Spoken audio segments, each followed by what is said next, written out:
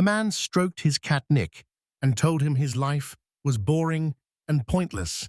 But then he saw a hopeful future and realized that with his magic and trading skills, he can get anything. He will reveal himself. A huge paw loomed behind him.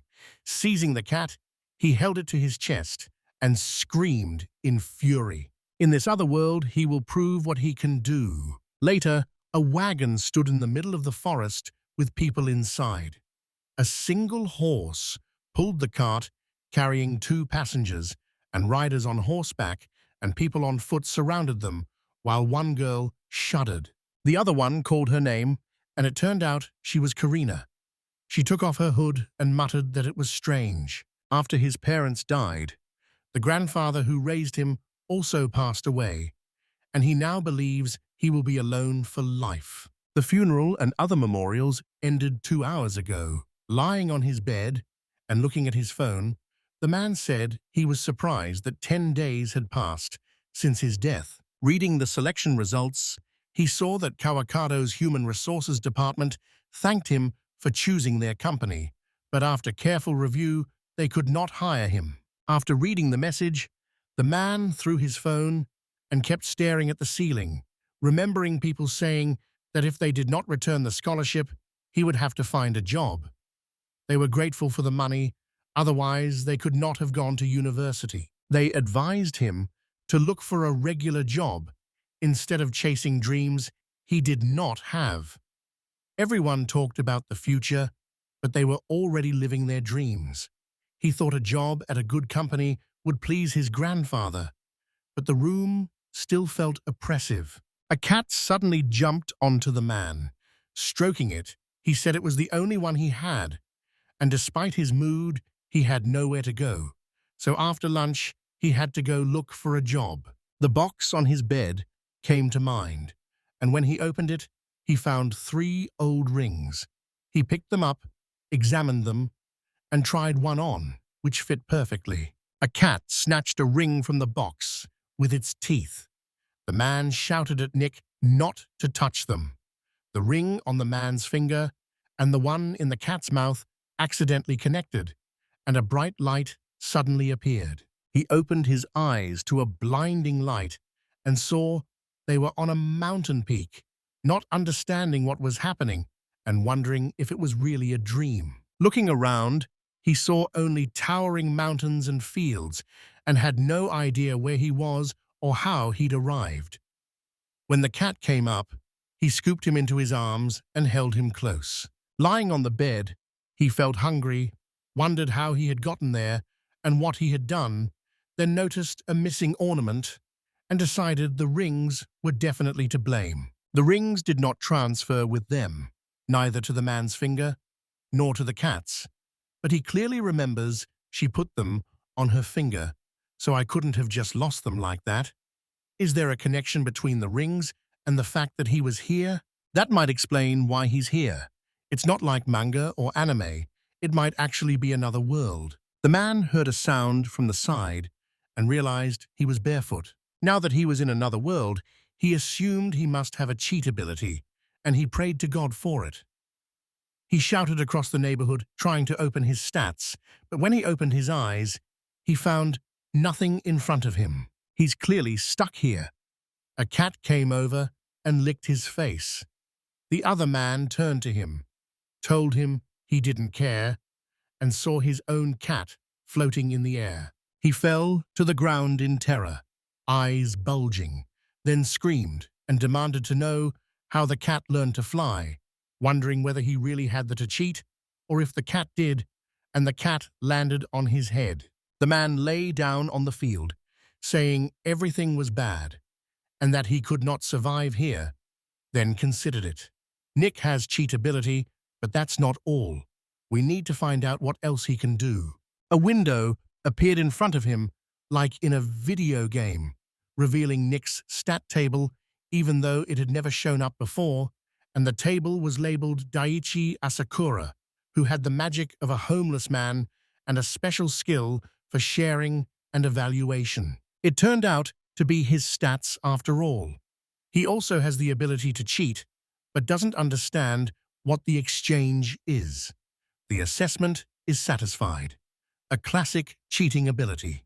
The cat kept hovering around him, so he tested his assessment skills on it and found it had spiritual magic in earth, water, fire, and wind, making it cooler than him. His cheating ability became his salary.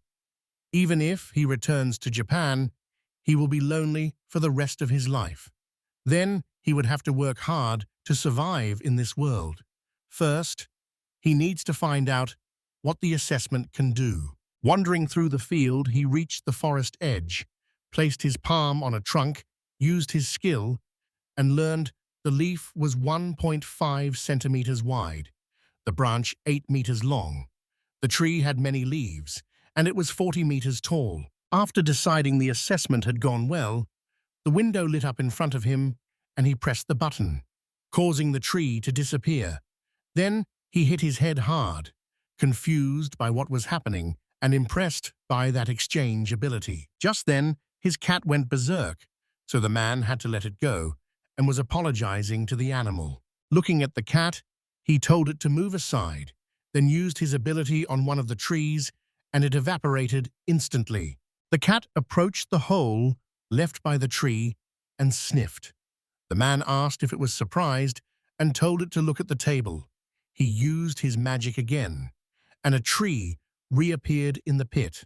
The cat jumped aside. The cat hissed in fear, and the man begged for forgiveness, telling him not to get angry. Now he must seriously test his abilities. The tree he'd saved stayed in his inventory and could be exchanged for points. Needing shoes, he checked, and the system allowed the purchase. Right after selling the tree, he had enough money for the purchase and traded his glasses for new sneakers. His trading ability proved very useful. He can now survive and even become wealthy. His future looks brighter, and his motivation has grown. He started filling his inventory with everything he saw, from a big tree to a large stone, and his list of items grew huge. With what he had, he decided to buy a chainsaw. It was expensive, but that did not stop him. He chose to take it. For now, he was only taking it to test, and he was hungry anyway.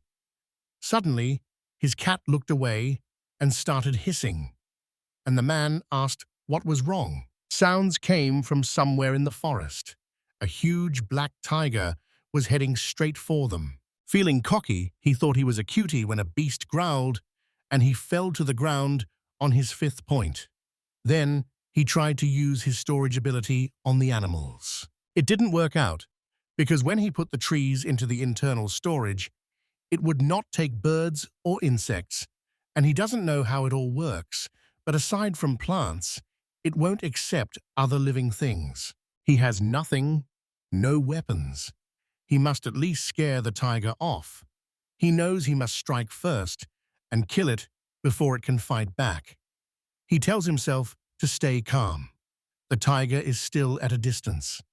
So far, everything is fine. Stay back. He needs at least 100 meters to open the vault in time.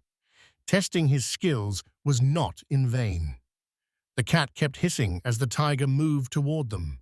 A man reassured him that everything would be fine. Once the beast was as close as possible, the man used his storage, and a huge pit opened beneath the tiger, causing the beast to fall. Continuing to use his abilities, he summoned a huge marine container filled with liquid nitrogen into the pit, and the tiger began falling into it, clawing at the container walls. The man finally decided he had succeeded and asked the cat what it thought of his idea.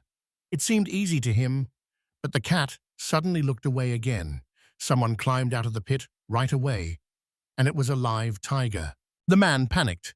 A weapon was clearly needed.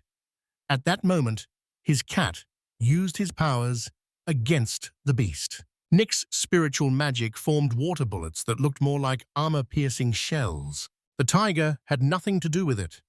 Someone kept advancing on them, so the man searched his inventory for anything useful and decided to build a wall. Waiting until the tiger came close, he gathered his strength. With nowhere to run, he braced for the tiger's attack, knowing it would be the end. The tiger moved oddly, and he thought something was wrong with it. He had one last chance, so he grabbed a stone from his inventory and dropped it on the animal. That should have been the end. He saved the defeated one to his inventory just in case, and he succeeded. First, he set traps and bought food, weapons, and tools. I bought a drone and used it to watch what was happening. Through its camera, he saw a large expedition, found the sharing feature too cheesy even for him, and stroked his cat as it ate, telling the cat that it was time for the first contact. A short time later, two expedition members rode horses across a field. One spotted a man sitting on a rock, ahead with a cat. The man greeted them. They asked him if he was traveling alone, and he said they were traveling with their animals. The girl was surprised to see the cat.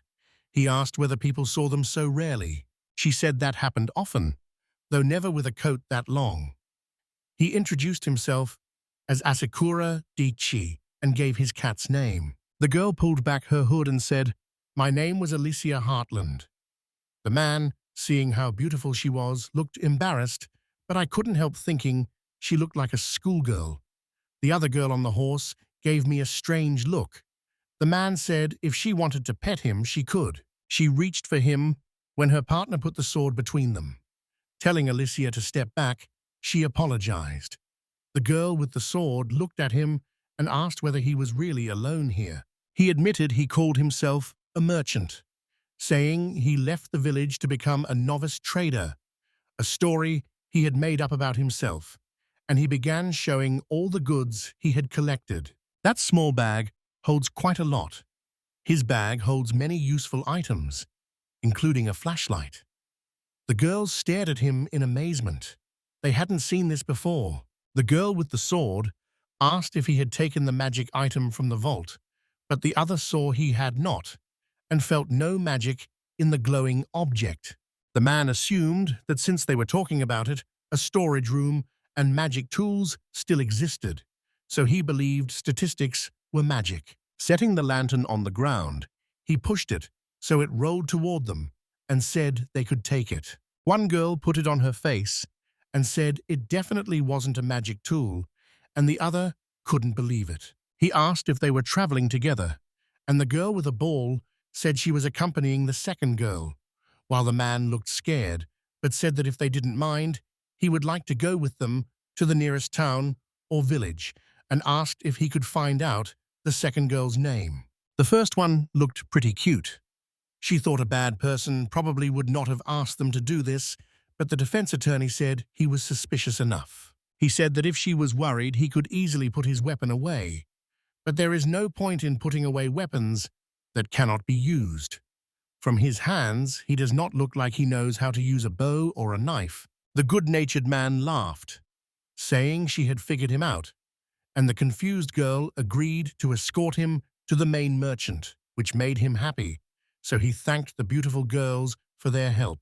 At that moment, the cat leaped from his arms into Alicia's, and she stroked him admiringly, saying how cute he was. The man stood with his hand extended for a handshake, but was clearly ignored, so he turned to the guard behind him, still holding his hand out, and thanked her for her help. She said she would take him to the main merchant, but asked me to stay at least 1 meter away because she can't let the magician get that close to them. Asking which kind of magician she meant, he was told not to pretend he was traveling alone or without combat skills. He understood what she meant, and she reminded him to go with them while keeping his distance. The man pointed out that her sword was long enough, and she said he had changed his tone. He asked without hesitation what was wrong with it, noting they were the same age. She told him she speaks her mind, but won't do anything that would make her attack him. He wondered if he was really that suspicious, and she said he was. A girl walked behind them, her horse nibbling at her cloak, but she kept her eyes on the flashlight in her hand. The man turned his head and saw a large expedition of people. One carriage stopped, and an older man stepped out. asking whether he was the one being escorted to the city of Karam. The man placed a hand on his chest and bowed slightly as he gave his name. The other man returned the gesture and said he was Klaus Bertram, leader of this caravan and head of the Bertram Company. He didn't realize how much influence he had, so he had to be polite. He admitted he was inexperienced in these matters. Then the other man asked what he could offer in return. A man handed over a bag with unknown contents and said he could sell it to him. The other man glanced at his assistant, signaled him, and the assistant approached the seller. I took the bag from his hands and handed it to the owner. When he opened it, the man was surprised. Turning to the other man, he said, "The giver was either very generous or unaware of its true price." The other man replied that he probably did not know how much it was worth. This country. The man considered this whole situation. The other man said the price can vary with location and time. Even though it is grown in his country, it is still rare and valuable. They told him the man was honest. The man replied that he was a merchant too, and that lying would not help.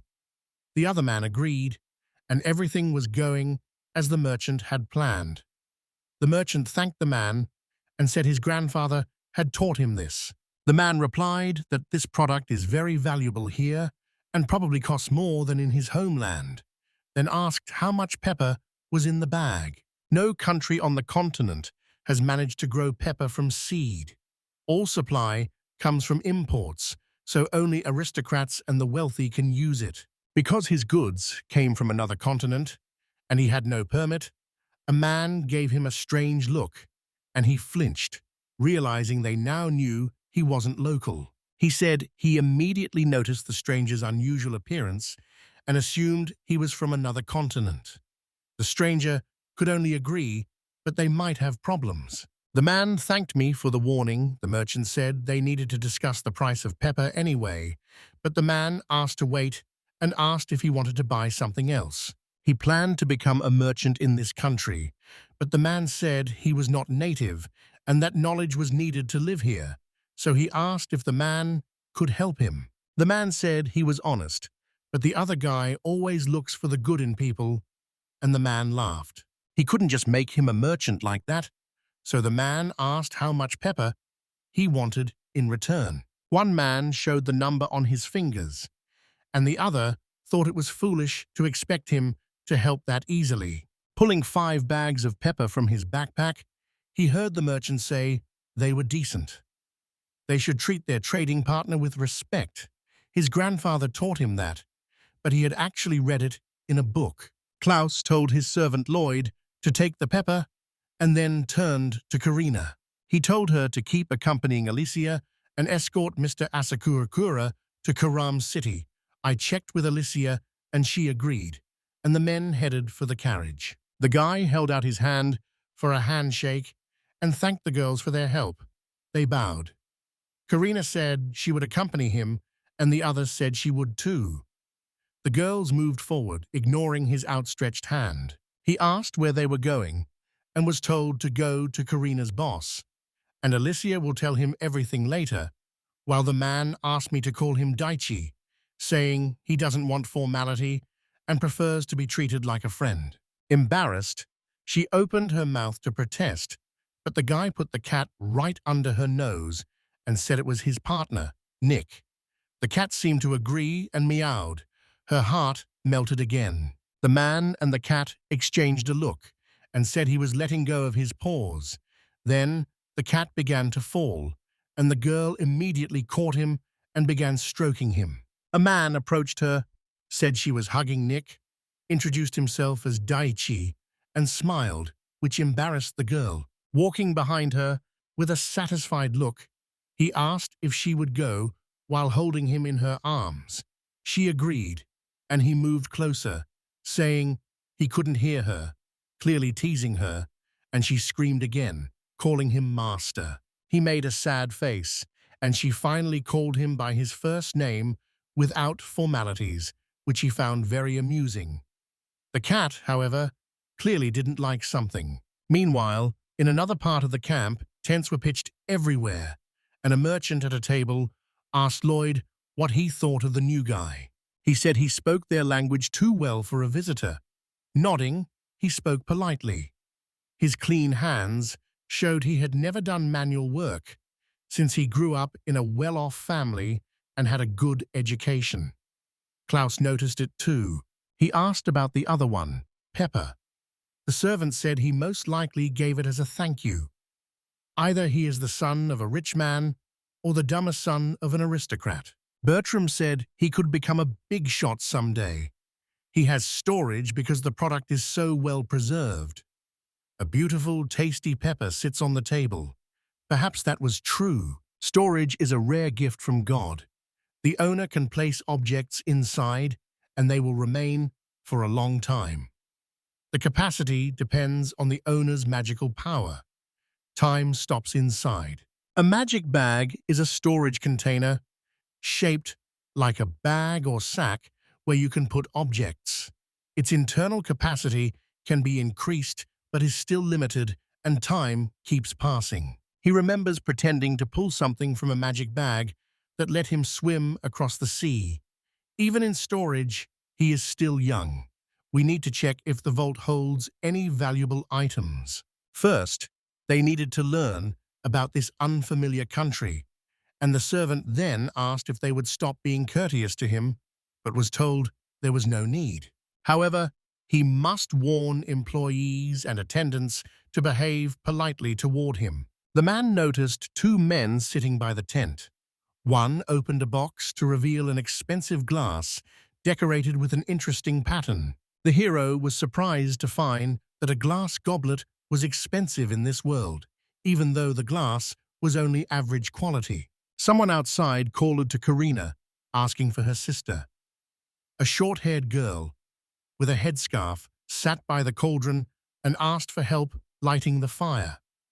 Karina apologized, saying she had to see someone off. The guy wondered why they had asked Karina if she was doing it with magic. Later, he said out loud he would like to see her make a fire, and she agreed if that was what he wanted. The girl who asked for help thanked Karina and asked if making a fire with flint would be too hard for her. It did not seem so. Karina raised her hand, placed her palm near the logs, and the fire lit instantly. It was spiritual fire magic. The flame ignited the moment she raised her hand. Nick's offensive magic was also impressive, showing how magic is used in everyday life. The man asked if she always helped start the fire. It turned out she only did so when she was not busy. She moved among the same cauldrons and stoves and lit a fire in each of them. If someone cannot control fire magic, they use flint. Alicia said magical artifacts are used in those cases. He asked whether having magic power would let someone use those artifacts, but it turned out it would not. His career depends on magic. Stronger magic leads to a more prestigious job. Those without magic can only use artifacts. Both groups still manage to earn a living. The man recalled his past and asked the girls whether the quality of life depended on magic. Karina called Mr. Asakura. Shuddering, he turned to the girl who had asked for help a few minutes earlier and saw that her face was crestfallen. His eyes widened when he realized he'd said too much, so he covered his mouth with his palm, cursed and apologized, and the girl said it was fine because she was used to it. She doesn't have magical powers, but she works at a good company where everyone is kind and helps one another. She was lucky, but she said it with sadness. His cheating ability let him become a merchant. It turned out to be a bad, selfish choice. The same power could be used to help people without magic. He stared at his hands, thinking it over. Shaking the foundations of this world will be interesting. Artifacts let people without magic live the same as people with magic. If he spreads that knowledge, non-magic people will treat him well. It's only his imagination, but he has plenty of motivation. He called Carrot and handed her a lighter, saying she could use this artifact to light a fire. At the same moment, he showed how it worked by pressing the lighter button, something everyone in his world was used to. Everyone looked discouraged. Karina said it was so small. It was the first time she had seen such a magical artifact. Their other traveling companion noticed it did not look like the one Hia had. It was transparent, like a gemstone. The man said it was a lighter and handed it to Carrot, offering it for her to try, and her hands twitched as she said she couldn't accept something so expensive. The man opened his hand to show the lighter, and it fell to the ground. Everyone stared, shocked. Calling her surprisingly strong, he said he would not be angry even if it broke into 2 pieces. He told her not to worry and to try pushing the object into the girl's hands. She lit the lighter and held it to the dry leaves. They immediately caught fire, and she threw them into the oven. The logs were singed. Admiring the object, she asked whether such an incredible artifact could really exist. His homeland must be very good. The hero said he wanted people in this country without magic to be able to use magical artifacts, and the girl asked whether he was a foreign trader with such fine tools and was sure he would succeed. Holding the lighter in her hands, she thanked him, but he refused it and told her she could keep it, which surprised her. He told his teammates to go join them, and she asked him to wait, saying she couldn't accept it. So she grabbed his clothes to stop him while he kept saying she wasn't that expensive. Someone interrupted them by calling Karina, and a tall, scarred man in chainmail demanded to know why she was there. And Karina said he was her boss and that she was on her way to see him. The hero thought he was huge, and Karina introduced him as Captain Jeffrey and as the main character, Collingham Bertram's business partner. Dayashai extended his hand and said he would go with them to the next city. Jeffrey said he was in charge of security and escort for Bertram's company. Karina said the boss told her to keep an eye on this gentleman. The captain retaliated by telling her to accompany these 2 people, and she agreed. The hero thought she did not seem like a security guard and did not need another escort. The captain then called Mr. Asakura and told him to come along. He offered him a drink, but the guy refused. The girl, who had just been given a new item, stood holding a lighter and looked at the people leaving in surprise. They had a hearty lunch, and the hero lay comfortably on a mattress in the tent with his cat on his stomach. The others were so surprised by the lighter's plastic, they compared it to a gemstone. He wondered if he had overdone it. A voice from the street called Mr. Asakura to ask if he was awake, and the caller was Karina, so he said he was. She apologized for coming so late, but the head of the company wants to talk to him. So the man said he would be right there, and now wonders if his watch looks too suspicious. He chose to hide them for the time being. Putting on his jacket, he wondered if there might be any trouble. They walked between the tents. Many people were around. The men drinking nearby watched him. The attention from outside surprised him. Arriving at a large tent, Karina said they had to come here. A man pushed aside the cloth that served as the entrance and asked for forgiveness. Inside were the head of the merchants and one of the girls who had accompanied him today. The man pushed his chair back and told the other man to sit. They all sat at the table, and he apologized for calling so late in the evening. The hero wondered if something had happened, and he can exchange the goods if anything is wrong. The merchant insisted this was not true, and that the goods he supplied were excellent. Then a man asked what the matter was. The man put a bundle of cloth on the table with something inside. The merchant wanted to talk about the lighter. The man remembered he had given it to Cure today.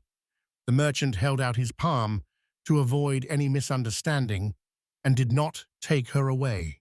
The girl wanted to ask about a lighter, a magical artifact she had never seen before. A stern-faced man told him he didn't understand its true value, which surprised him since he had planned to sell it as an artifact for household chores. The man explained it was an artifact used by aristocrats and the wealthy, and added that it might be free in his country but was extremely expensive here. The hero asked if it was a simple artifact, and the man shook his head.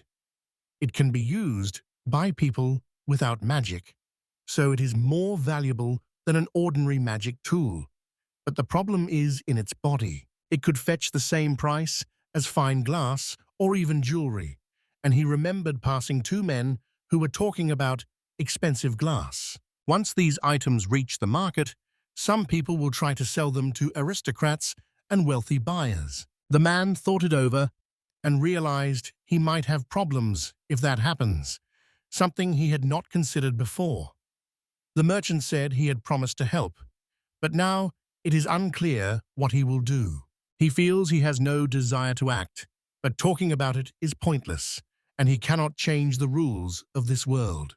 He mentioned the glass goblet again, saying he'd already tried to sell it to aristocrats and wealthy buyers. From somewhere, he produced a glass rose on a stand. Sitting beside her, Alicia called out admiringly how beautiful she was. The merchant looked surprised too. Seeing their reactions, the man thought he had gone too far. The merchant shouted for someone to stop and slow down, and the girl screamed the same way. This was the moment. A man already had a sword at the main character's neck, and Karina stood beside him, pointing the sword at the man. The merchant quickly tried to calm down, saying he had no problem and was just surprised, and Karina returned the man's sword to its scabbard and bowed her head to ask forgiveness. The merchant exhaled, closed his eyes, and asked Mr. Asakura for forgiveness. It was his fault for raising his voice. Right then, the hero remembered Karina had asked him to stay at least 1 meter away. He thought a meter made no sense since they were in a tent. The observer saw the man did not move, even with a sword pointed at him. The man said he knew she would not hurt him. Maybe he simply did not understand what had happened and stayed silent, which was likely true. The merchant suggested they all calm down so the conversation could continue. The hero said Karina was not at fault and everything was fine. The merchant asked Karina to step away so the guests would not be embarrassed, and she agreed. The man kept talking about the glass sculpture. It was so beautiful that every jewel seemed dull beside it. The merchant wondered if it was the same glass he usually saw. Overall, it looked perfectly fine and very graceful. The man pulled many more glass sculptures and lighters from his backpack that they'd seen before. The merchant noticed each one glowed differently. He knows her body is different from the glass they work with, but some will try to sell it for a high price. So he plans to solve the money problem by selling glass items and including a lighter as a bonus. First, buyers of these expensive glass pieces get a free lighter for everyday use, which they then give to aristocrats and other wealthy people. The merchant asked whether he wanted to distribute lighters at the market. It's hardly a good idea, but there is no other way out. They will follow his plan. The man asked with a satisfied smile whether the merchant still agreed to cooperate. The merchant agreed. The man withdrew his hand, thanking him. They sealed their words with a handshake, marking the first step. When they walked out of the tent, Karina knelt before the man and asked for forgiveness for what she had done. The other girl said Karina had done nothing wrong and, like the first woman, was also surprised and screamed. Daiichi said it was his fault, surprised she was only doing her job and that he should be the one to apologize. Noticing how upset the girls were about the situation, the guy thought about it. Calling Alicia, he handed her the cat, and she melted instantly. That was exactly what he'd expected. It was funny, and he said he liked her better when she smiled. The girl softened and finally smiled. The guy noticed she was shy too and found her cute, which made her even more confused. Karina watched with an unreadable expression. He wondered why everyone was looking at him, then realized everyone knew he had given Corette a lighter. So he scratched his head and asked whether others wanted one too. And Karina said they might want to see what kind of person he was and talk to him. They may see him not just as a traitor or a stranger, but as a hero. Maybe he followed a woman loved by a foreign aristocrat who hid his identity, and he may have been exiled here because he was secretly born into the royal family. The man rubbed his chin thoughtfully and said she had a good imagination. Karina said those were their thoughts, not hers. A third person added it was generally good for everyone here. Screams came from closer to the forest. Men fled, begging for help as monsters chased them. All three stared wide-eyed. One man shouted that royal monkeys were coming in a whole flock toward them. Karina grabbed her sword and told her companions to hide behind her. A large number of monsters were emerging from the forest in front of them. The warriors charged the monsters at once and tried to surround them. Then a projectile from the flank struck one in the head. Arrows and spears hit them and set them on fire, and a man watching from the sidelines asked if they were all right. Karina replied that they could win. She turned to look back at the battlefield. A shout warned that the monsters had reinforcements coming from the south of the forest, and 10 more individuals appeared. The commander-in-chief tried to rally his warriors, saying they were stronger than the enemy and had to attack. The main character paused, scratched his chin, and thought he could either watch or help, but hesitated, unsure it was worth it. Glancing at his cat hiding under his clothes, he didn't want to show them his full strength, so he poked Nick's forehead to tell him to hide and not use magic. A man opened his vault and considered which weapon to take. Karina found it strange that the royal monkeys were unusually active today, so she told Elise to check whether they were hiding in the south of the forest. Daiichi stood apart and watched, spotting something moving in the distant tall grass, and shouted to Karina to be careful because royal monkeys were in the eastern part of the field. More people poured out of the grass and ran toward them. They were close and fast. He needed a weapon, any kind. At that moment, one of the monsters pulled its claw toward him from beside the guy. The Karina arrived in time and pierced him with a sword. 2 of the monsters moved back toward them and headed straight for Alicia while she was casting a spell, and the main character screamed. At that moment, he leapt from his seat with such force that clumps of dirt flew aside and swung to kick the monster in the head. Surprised by what he was doing, the monster focused on the man, turned toward him, and just then a foot struck his face, sending the monkey tumbling away.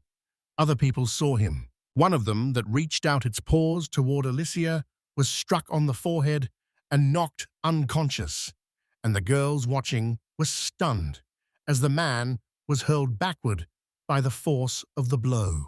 He lay on the ground after colliding with a monster. The girls ran up, calling his name, and he lifted his head to ask if the girl was okay. She replied through tears that she was. They grabbed the man's arms, tried to lift him to his feet, and said they had to leave. At that moment, several monkeys reappeared behind them, and Daichi and Karina turned to look at the monkeys. The girl swung her sword at one of the monsters, and the guy kicked again. While they fought, a monster slipped up behind Alicia and stood watching, so the girl turned back and looked at him. The monster opened its mouth and lunged toward her. Daichi sprang forward and put himself between them to stop it. The girl screamed. Karina saw this and called out to Mr. Asakura, but she was busy holding off a monster and couldn't help him, and he feared the monsters would kill him at this rate. He kept telling himself everything was fine and it didn't hurt, even as a monster bit him with its fangs, and he felt absolutely nothing. He remembered the moment Alicia could use magic without improvised means, and he only wanted to confirm she was relying on physical strength and stealth, realizing this was indeed magic without improvised means. That time, he also noticed a strange movement in the forest before the tiger attacked them, and when the stone struck his head, he felt nothing. Using shamanism, he drew a knife from his chest, channeled magic into it, and stabbed the monster. For him, it was conditional, like taking a piece of cake with a fork. It required physical strength and stealth. Seeing Karina still struggling, he shouted at her to leave the monkey to him, then moved in silently, grabbed the monster from behind, and stabbed it in the back. The monster didn't fall and kept screaming. The knife was too short to reach his heart. He shouted at Tom not to run away. The knife was only 23 centimeters long. It was just a remark. Drawing a dagger, he lost his balance and fell back. The monkey turned to him with an intimidating smile. The man smiled too, and at that moment Karina soared in and pierced the monster's neck. He fell dead to the ground, his blood splattering everything around. Even the girl. She swung the sword sharply to clear the blood. The girl with blood on her face sighed. The man was being gently lowered to the ground by magic, but a few centimeters above the spot, they suddenly let him fall and he hit the ground. The girl screamed and ran to him. Smiling, he gave a thumbs up to show he was okay, stayed on the ground to ask the girls if they were hurt, and the cat that had slipped from under his jacket sighed. The two women ran toward him and held out their hands to help him up. Karina said she should be the one asking him about it, and the other girls said he should worry about himself, not them. They were already lifting the man up, and he asked about the defensive line's current status. Karina said the number of enemies was dropping, and that if it kept up, they would win. The man asked whether it was worth helping them. Karina sighed heavily, knowing it was her job to protect them both, and remembered when the man was bitten by a monster, feeling she had failed as she gripped the sword at her belt. The man noticed it. Their defense could not hold against a sudden attack from other directions. The royal monkey's fighting spirit would soon be gone. He asked if she really thought so. He turned at a sound behind him. I watched the monsters grow afraid of the crowd and run back into the forest. Karina smiled and pointed at them to show her words were true. The guy smiled contentedly because without blood on her face, she was even cuter. Seeing the blood, he looked at his palm. Magically, he produced a towel from his jacket pocket and took it out. Alicia asked me to hand it to her. She soaked it as if by magic and started wiping the man's face. He shouted that he was cold and could have done it himself, but she asked to be allowed to do it to her and carefully wiped his face. He asked Alicia if she had used spiritual water magic and if she wanted to apologize, since he already knew she could use it. The man was confused. They have magical artifacts and spiritual magic. The spiritual side has 4 elements. An artifact needs magical power to activate. Magic draws on nature's power. Spiritual power relies on the owner's magic, while artifacts do not, and spiritual magic can be used repeatedly and is stronger. The guy thought about it and realized that in this world, magic works through 4 elements, and spiritual magic is stronger than magic from artifacts, and the girl asked him how he knew it was spiritual magic. He didn't know what to say, so he called it a courtesy, and the girl asked what that meant. In his country, spiritual magic is valued above artifacts, so he concluded it should be called spiritual magic rather than an artifact, since calling it an artifact would be rude, and artifacts are less valuable. The girls watched him with suspicion. Karina said that only 20 people in this country can use spiritual magic and about 100 across the whole continent. He thought that was not many. Alicia told him to learn more about the country before starting his own business.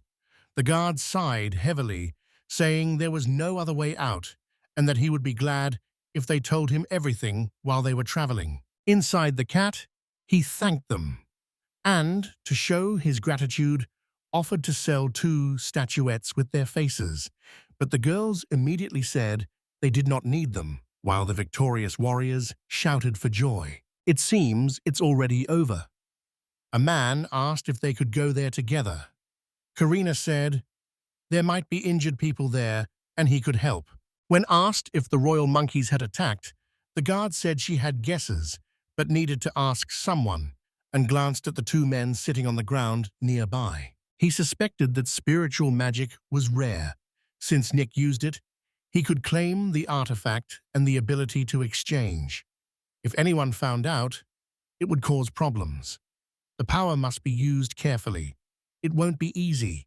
Lying in bed, she remembered when the main character lay on the ground and asked if they were all right, and found him quite funny. He treated her kindly, but she had never heard of anyone beating the royal monkey unarmed, and he had done it alone.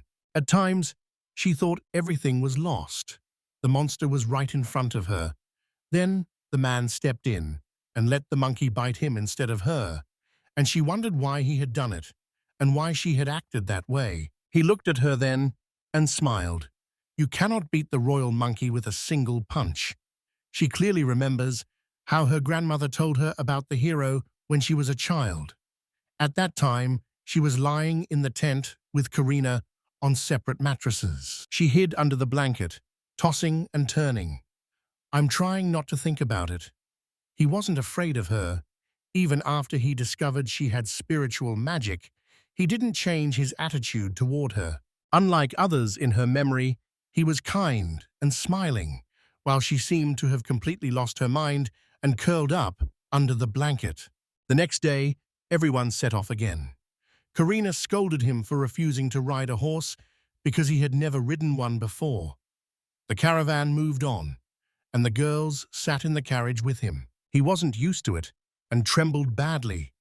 Karina saw this was the best carriage they could get. The man turned away and looked out the window.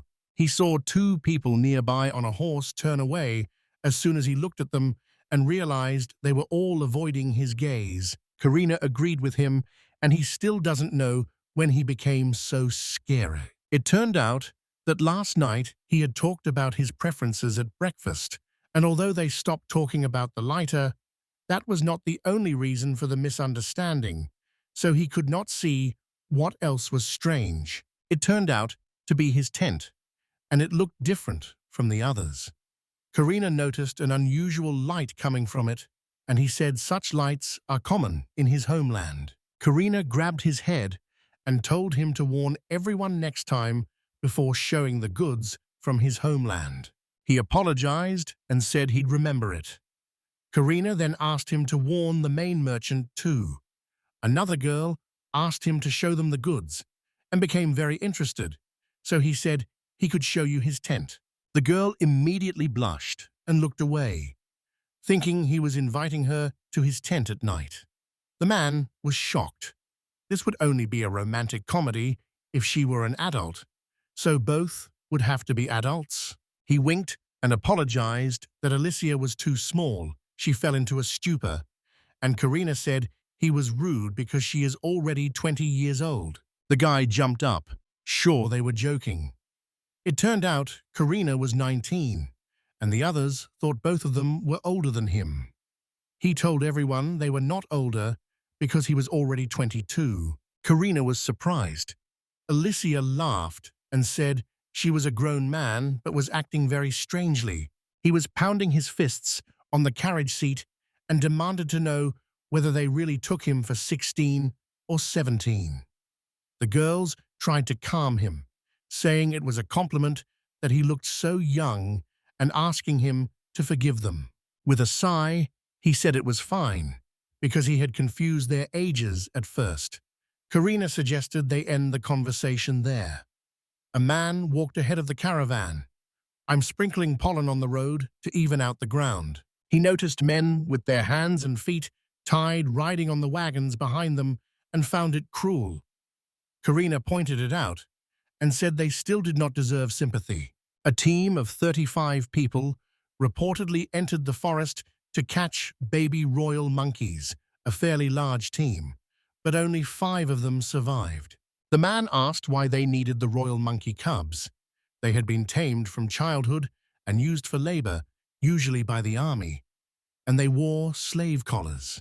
He shuddered. To him, it was an object with a terrible name. He wondered how much they cost. If they are no more than 2 months old, 20 gold coins.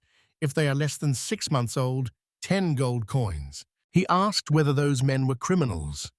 They said it was a delicate matter, but that provoking a pack of monkeys was their own fault. At the very least, they will have to take responsibility for yesterday's battle, since it was a crime.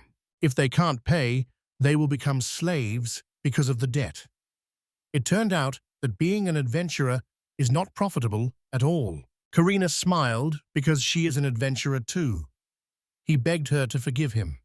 If you work steadily, it is quite profitable. It was just bad luck. 2 herds attacked at once.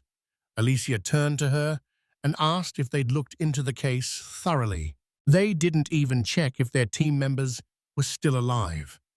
The world felt strange and harsh to him. The carriage wheels spun.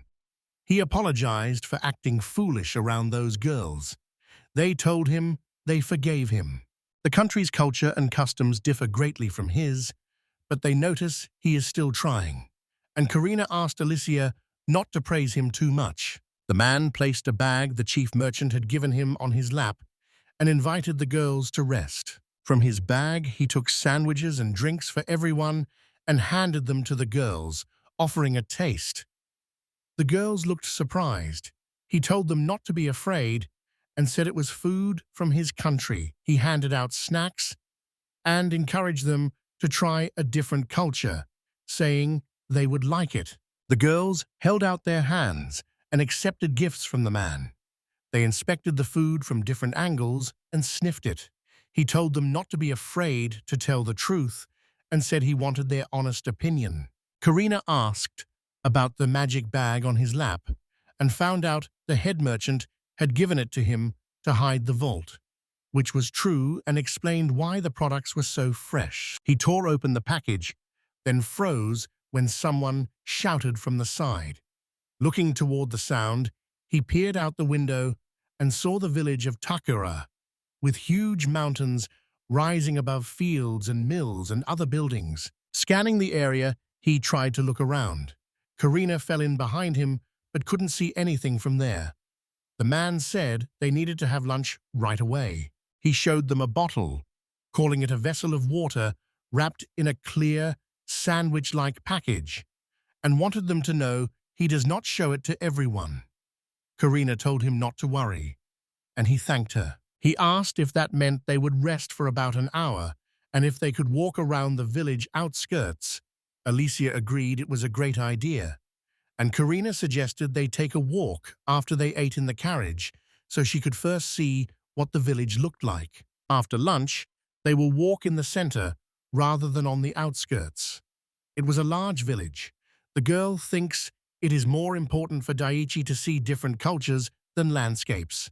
Also, you need to buy shoes and clothes. She noticed what the man was wearing. People here don't wear that. He pulled back the edges of his jacket because he felt he stood out, then agreed they could do that and asked Alicia if she minded. Karina thanked him and liked that they were back to escorting. The man stared at her face, looking stunned and clearing his throat in embarrassment. He asked how far she would go. She thinks it will take 15 or 20 minutes, and he said he and Alicia would wait for her in the carriage. The loaf stopped, everyone got off the horses, and the cat ran freely around the carriage. Humming a song at the window, the hero watched as Nick ran up to the girl and put his front paws on her dress, and Alicia wanted to play with him, so the cat played with her. The man watched them closely. They were clearly very involved. The girl moved her hand so quickly the cat couldn't catch her at all, until one moment. Saying Nick was very fast, she used magic and said she had to speed up too. They moved even faster. Not only Nick, but Alicia had also grown stronger physically, and I could hardly believe it as the girl suddenly grabbed the cat and smiled, realizing Nick had become stronger too, and that she had exposed them after all. He put on a serious face and asked Alicia to keep it just between them. Alicia asked if he really meant only the two of them, and he said yes again. Embarrassed, she agreed, since Daichi wanted it that way. A strange tension hung between them as they repeated each other's names when the carriage door opened and Karina walked in. Distracted and smiling, she asked if the other had finished. The man noticed how fast it was. Karina looked at them and said they were staying in this village for 2 days. The man sighed and asked what had happened. The damage from the royal monkeys was far worse than they had expected. Repairs were needed. The carriage could not move. They had to stop here and rest for now. She finally offers to eat their lunch. The guy asked if she wanted a sandwich, and she smiled and agreed. Looking at her contented face, he remembered yesterday when it had all been covered in blood. He placed the water sandwiches on the carriage seat. Karina was convinced it was an unusual meal. Alicia wanted to know how to eat it. The man said it was just bread. She needs to bite him. It turned out to be very soft. The girls did as he said and took a bite. Their eyes lit up. Karina was surprised there were 2 whole pieces that fit together in the middle. It was amazing. The second agreed and said it tasted great, with slightly toasted soft bread and tender meat between the slices that melts in your mouth, fresh greens that add a pleasant tang, and a flavorful sauce, giving it an incredible taste. Everyone noticed everything, even the vegetables inside. The man smiled and said if they liked it, they could take more, and he handed over extra packages. Karina was delighted, thanking him as she held a mountain of sandwiches. The man reached into his briefcase again and pulled out more treats, fruit, and other snacks that smelled very sweet. Nick started meowing beside him. The man told him to calm down and said he had something for him. Pulling out a bowl of cat food, he watched the cat start to eat. He reached out as if to say he wanted some too. The cat swatted his hand with its paw, and Alicia laughed, saying he didn't want to be disturbed. Karina was already tasting a sandwich with cream and fruit. She seemed surprised by the food, and when he asked her what she thought, she said it was very sweet and soft. He told her it was fresh cream, popular with girls. She found it very tasty and could see why it would be popular. The guy asked if she wanted more, and she said yes. He asked if she liked trying different dishes made with cream, and said she could try them if she wanted. He found it funny, and she agreed with a sweet smile. At that moment, the man's heart skipped a beat again. Relieved they liked everything, he put his hand to his chest. Karina realized something and asked whether the food was inexpensive. The man with the persuasive face asked whether he really looked like someone who cared about money. Embarrassed, the guard turned away and called him a fool. He smiled, remembering how he used to eat store-bought, ready meals alone. Smiling at them, he turned back to his backpack, took out 2 plates of cake, and set them on the carriage seat in front of the girls. Tents were put up everywhere. The head merchant, with a very strange face, asked whether he had really struck the royal monkey in mid-air. Karina knows it is hard to believe, but she says it is true. The merchant asked whether he had really beaten 5 monkeys. She had been busy then, so it might have looked that way, but she said she never stopped watching them during the fight. The merchant just gave up. Using wind magic, she can sense movement out of sight. It wasn't exactly like that, but okay. That's what happened to Mr. Asakura last night when the royal monkeys attacked. The merchant pressed his temples and looked exhausted. He said she would barely have the strength to resist their fangs. Asakura would not have helped with a knife either. If he had a sword, he could overcome them. There are 4 monkeys and no more. If so, he doesn't know anyone on this continent who can use magic without gadgets. She fought the same way, which felt strange. The kid can't control the sword or his body. With no combat experience, he still shows greater potential and can use magic without objects.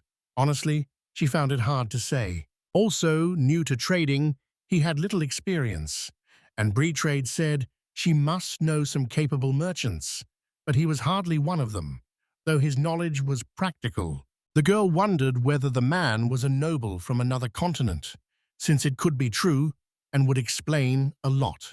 The girl asked what he would order this time, suspicious of his powers, and he wanted to hide being from another continent, so keep that confidential, since he is a key figure for them. Mr. Asakura rescued them and helped their company, and Karina knew it. He asked her to keep accompanying him, especially when they reached the city of Karam, because locals might be hostile, and he wants her to give him more information so others do not discover what must stay hidden. She accepted the order and saw him as a hero.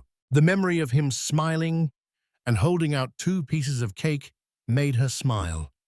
She's finally back with the guys, and it was quick enough for them. A little later, the streets in the center of the village, lined with houses on both sides, led to the atelier, and the heroes went inside where many different clothes were displayed. The man tried a few on himself. I asked the girls what they thought. They studied it closely. Karina said he looked like a traveler in it. The cat meowed as if confirming. The guy tugged at his shirt, asking whether it did not suit him. Alice said he always wore clothes from another country and warned that if he kept it up, people would judge. Karina said it did not matter if the clothes suited him, adding that the important thing was that they fit the local environment. They mean he should not stand out and that he would look odd. Travelers cannot wear those clothes. The man noticed she was kinder after eating sweets, and he was hit on the back. After folding all his clothes, he said he was done, turned to the saleswoman, and said he would take everything and handle the rest himself, called her his sister, and she smiled sweetly, saying she was already a little sister and too old. He put his hands on the counter and rested his chin, saying she was only 4 years older than him, no more, and that she would make a good sister. The saleswoman smiled, called him a flatterer, and said she had a daughter about his age. He was sure he would no longer think they were sisters. She liked what he said and let him take a few more things. He checked the bill. Karina nodded.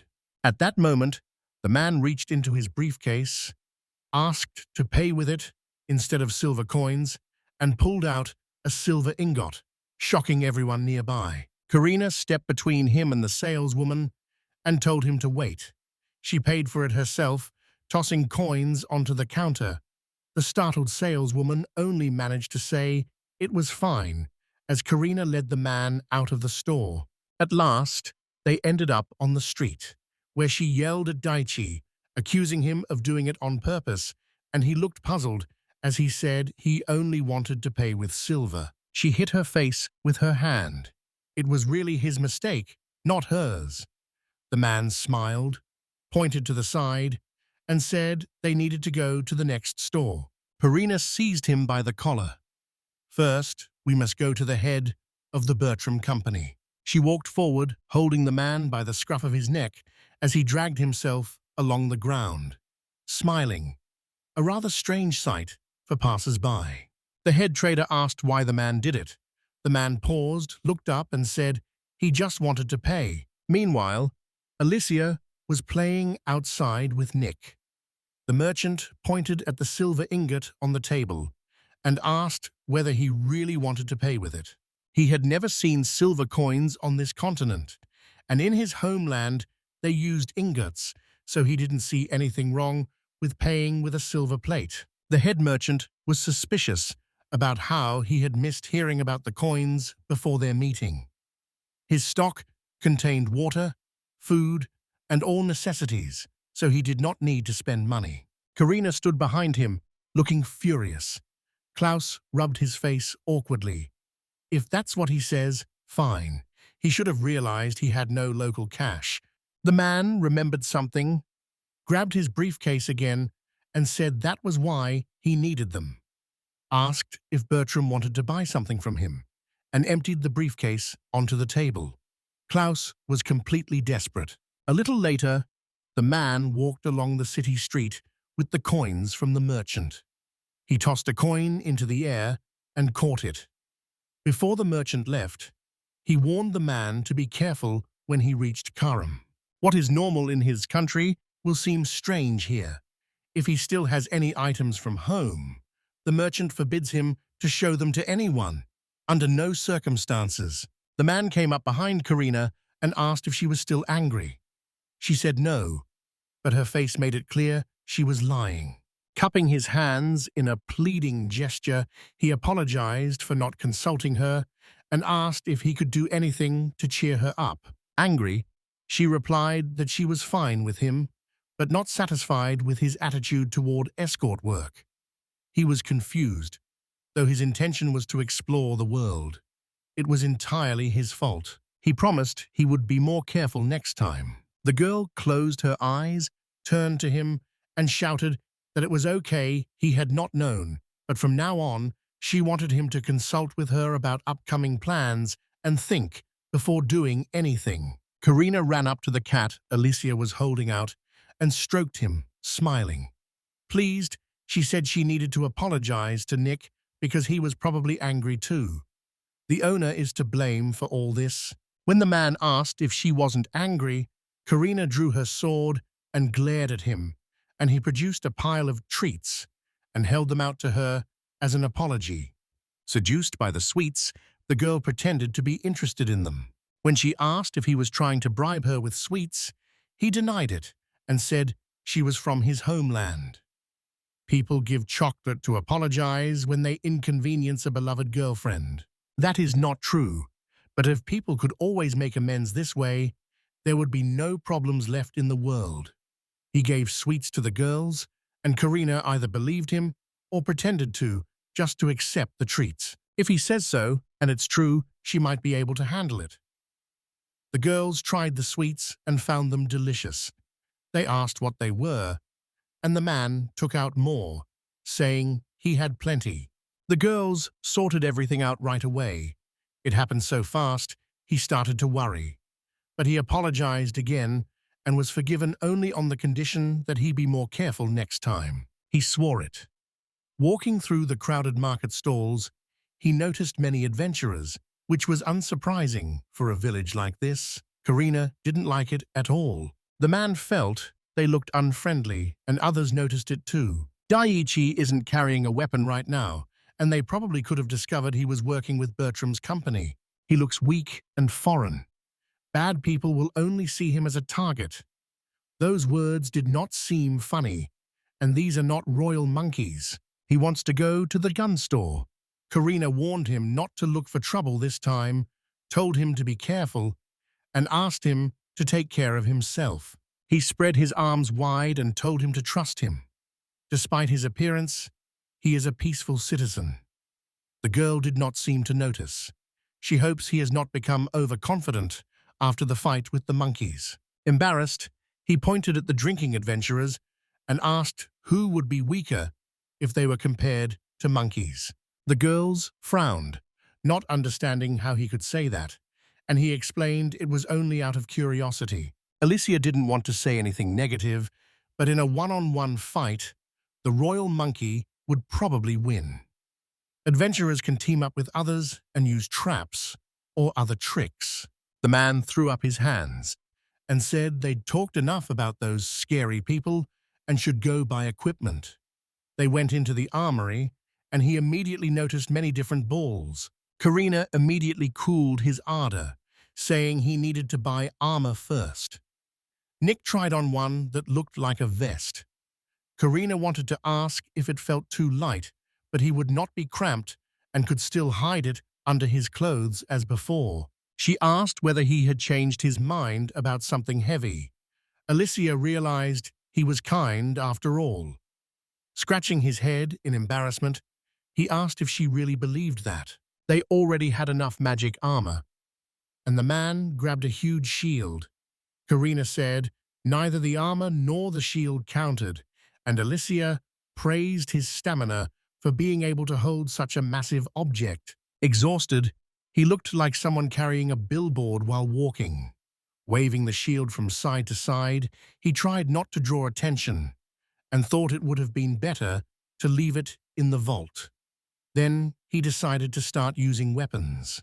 He dreamed of a long sword, like in a fantasy RPG, and they walked over to the sword rack. Karina asked if he used a long sword, but he only needs a weapon to intimidate and doubts he will use it for its intended purpose.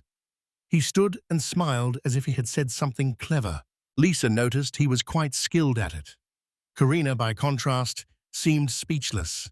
He has both physical strength and magical armor. The man infused his sword with mana and thought it was better than fencing.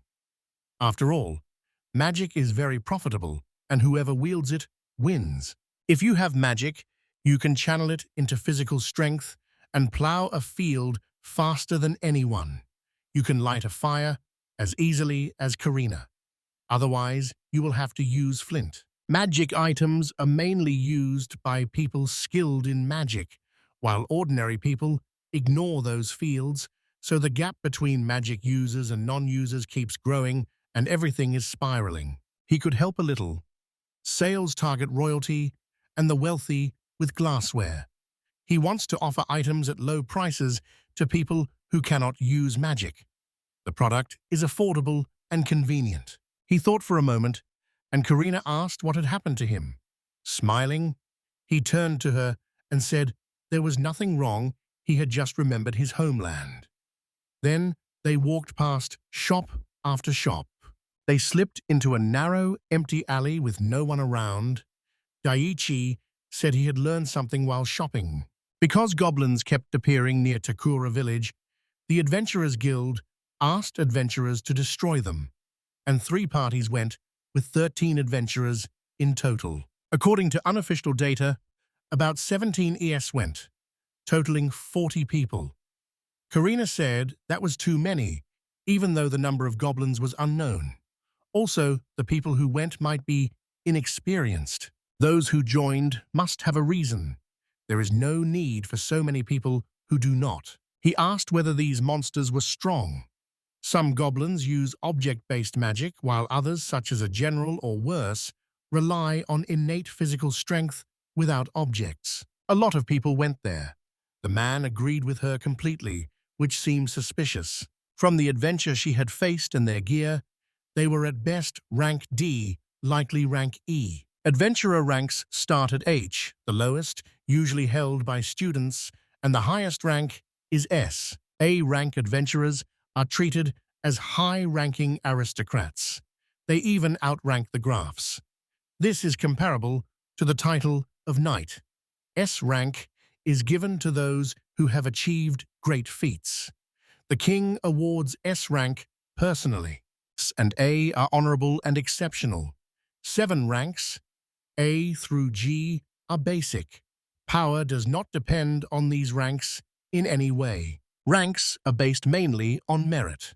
Still, adventurers at level D or higher are seasoned fighters who have faced many battles. He asked Karina's rank and learned she is rank C, and though he doesn't fully understand the rankings yet, he believes he can rely on her because she has a lot of experience. He decided he deserved a rank. He was strong, and not counting his wins over the tiger and the royal monkeys, he had not yet used all his weapons. They need to get back to the adventurers.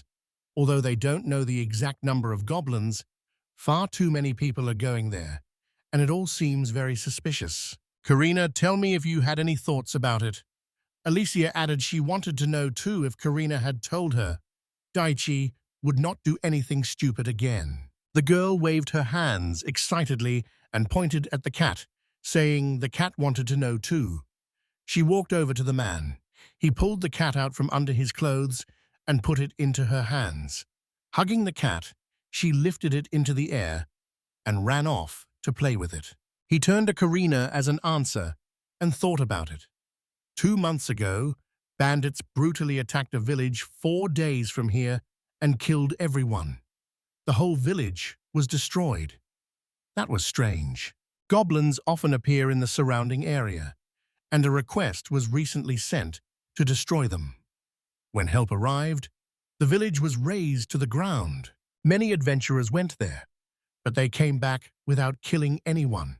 The feudal lord promised to pay half the reward for exterminating the goblins near the settlement, and if he abandons his post or the adventurers choose to leave, the task will remain unfulfilled. If you fail to carry out the feudal lord's order, it will be treated as a question of the adventurer's trustworthiness, not grounds for a fine. The public will not see them as incompetent. To complete the task, they should first widen the search area. She would try to destroy as many goblins as she could. Adventurers and bandits could all be from the same clan. That's exactly what Karina assumed. The man wondered if the village might be the next target and saw a chance to get even with the bandits. Noticing the gun in his inventory, he told the girls he needed to check something, asked if they wanted to come with him, and they agreed. He wants to test the weapon he brought from his homeland, so Karina can see its power, convenience, and secrecy, but she thought that if 3 people notice it, it is already obvious and seems ridiculous. On the guy's side, he and Karina killed 5 royal monkeys, which suggests she is stronger than General Goblin. She snapped that he was unfortunately much more powerful than the monkey. The man shrugged. Alicia asked about Paul. Even if something happened, they would be able to escape at any moment thanks to their physical strength. The man was pleased, so Alicia tried it too, but it helped only a little. Nick calmly lay down on the girl's head and seemed to doze off, while Karina, standing behind her, stared at him oddly, and he turned to me with a questioning look. A spot in the woods would be fine. She wanted them to avoid other people. Physical force should be used only from a distance, and only when necessary to escort the caravan. Agreeing to the condition, he was already turning to leave. Just then, someone ran by and shoved him in the shoulder. The man was yelling at Daiichi and acting aggressively. If this had happened in Japan, there would have been no trace of Daiichi. Now that En has defeated the royal monkeys and Karina stands beside her, he is not afraid. Daiichi told the man that the aggressor had bumped into him. At that moment, they were surrounded by other big men from the village who seemed to have their own agenda. The man who had been attacked insulted him.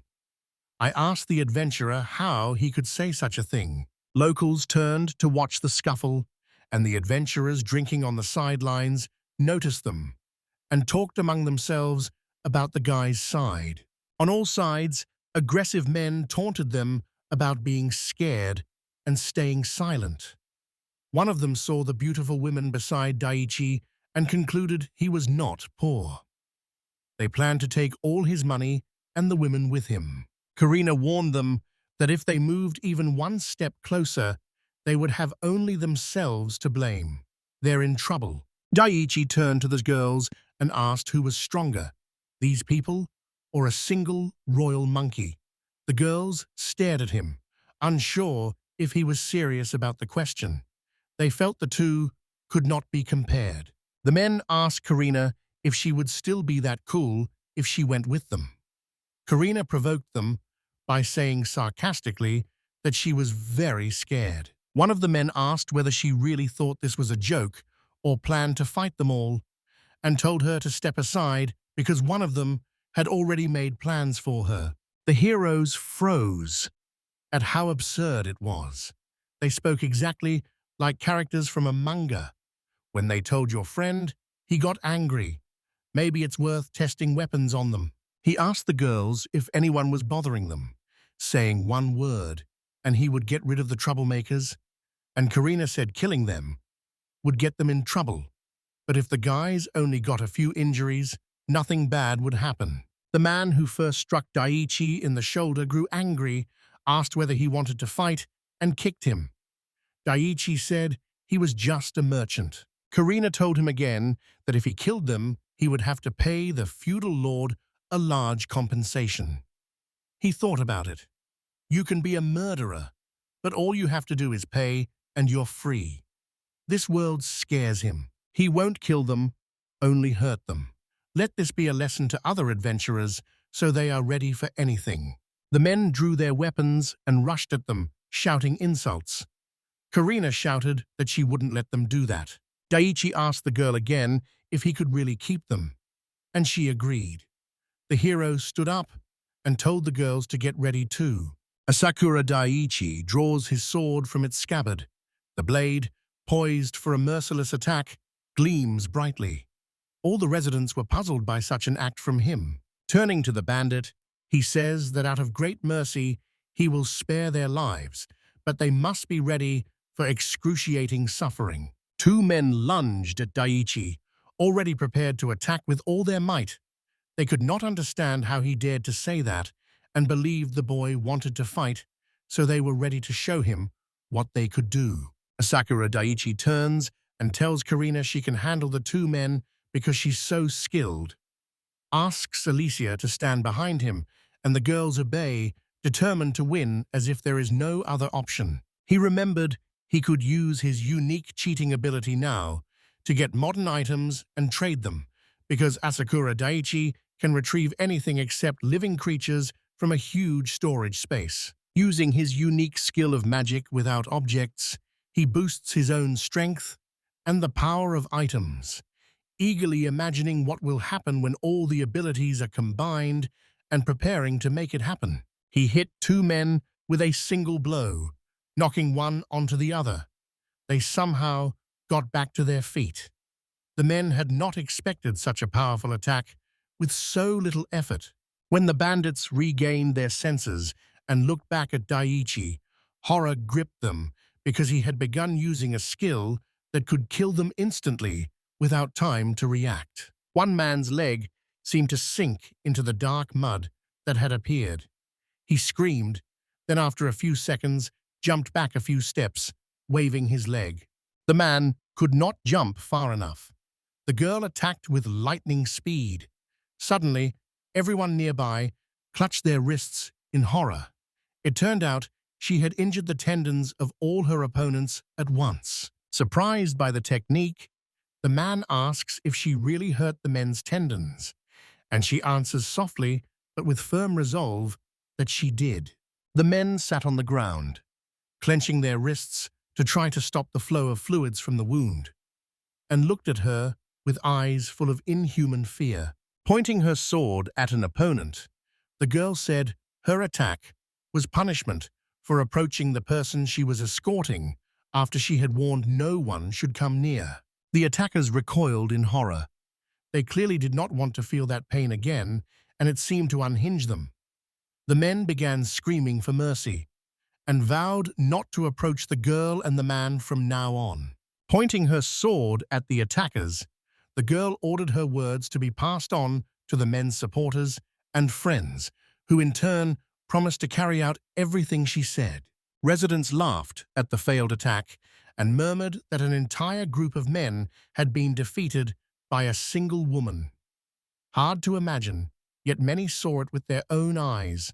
Suddenly, Nick, sitting in the girl's arms, meowed loudly and playfully, and Asakura Daiichi noticed, asked if the pet had been asleep, and then thought he was lazy. Alicia suddenly lowered her head, stroked and soothed the cat, and her face darkened, feeling sorry for the pet because the noise might have woken him and kept him from resting. She moved closer to the men.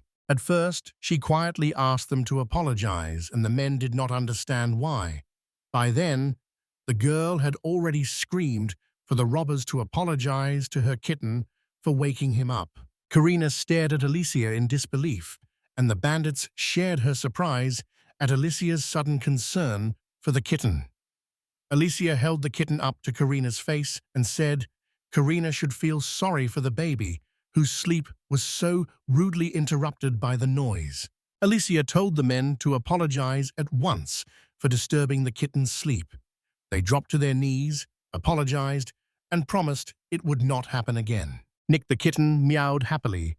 With a playful wink, Alicia explains to the men that her pet is kind and that they are very lucky because they will stay safe and be able to return home. Karina wipes the sweat from her forehead and is relieved that everything turned out well, because a cat with magical powers is very dangerous and can cause irreparable harm to others and herself. Karina turns to Asakura Daichi and asks about the weapon the man used to cut off the bandit's leg, accusing him of taking his killing skills too far.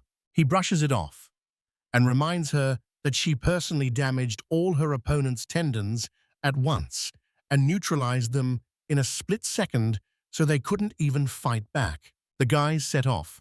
When they reached a small bridge, Karina explained that water magic can heal wounds, but it cannot restore a severed limb. Karina adds that you will have to pay a steep price for treatment in the royal capital. The man knows that if he gets hurt, the water magic can heal him. Karina and Nick can definitely handle this guy if anything happens. Asakura Daichi praises Karina and says the bandits probably will not recover soon. The men sat writhing in pain and did not expect such a reception. She explains that men can resort to dirty, unacceptable tactics rather than attack directly. For example, you can wait for the guys at the house or hotel. The man hadn't thought of that and assumed they could be ambushed even in a tent. Karina agrees, and he drops to his knees before her, apologizing in the custom of his homeland. The guys reach the sign pointing to the dark forest. Karina asks the man to explain how he caused another man to lose a limb.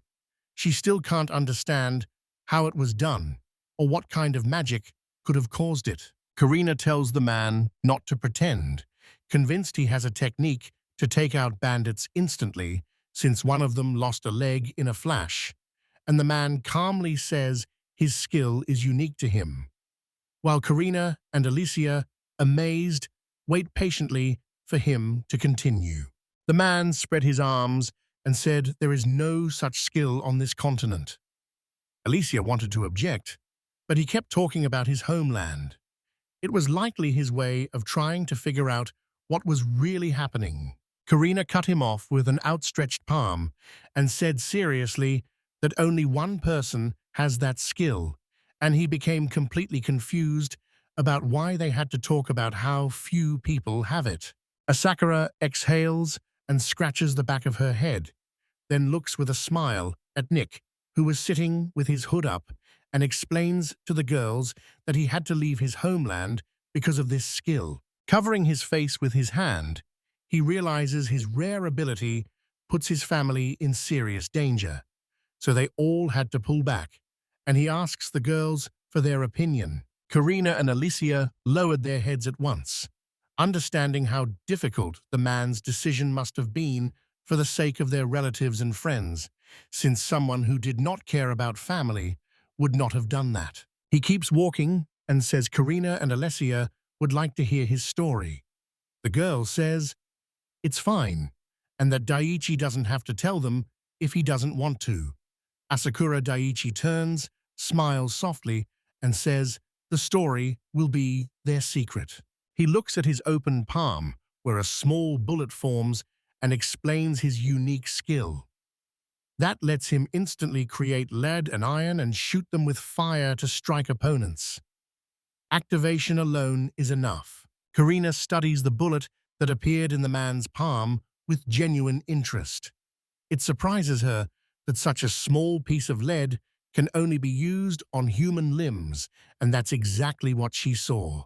Daichi adds that if you infuse a bullet with the power of fire, at high speed, it will strike with unimaginable force, able not only to sever limbs, but also to create something even more terrifying.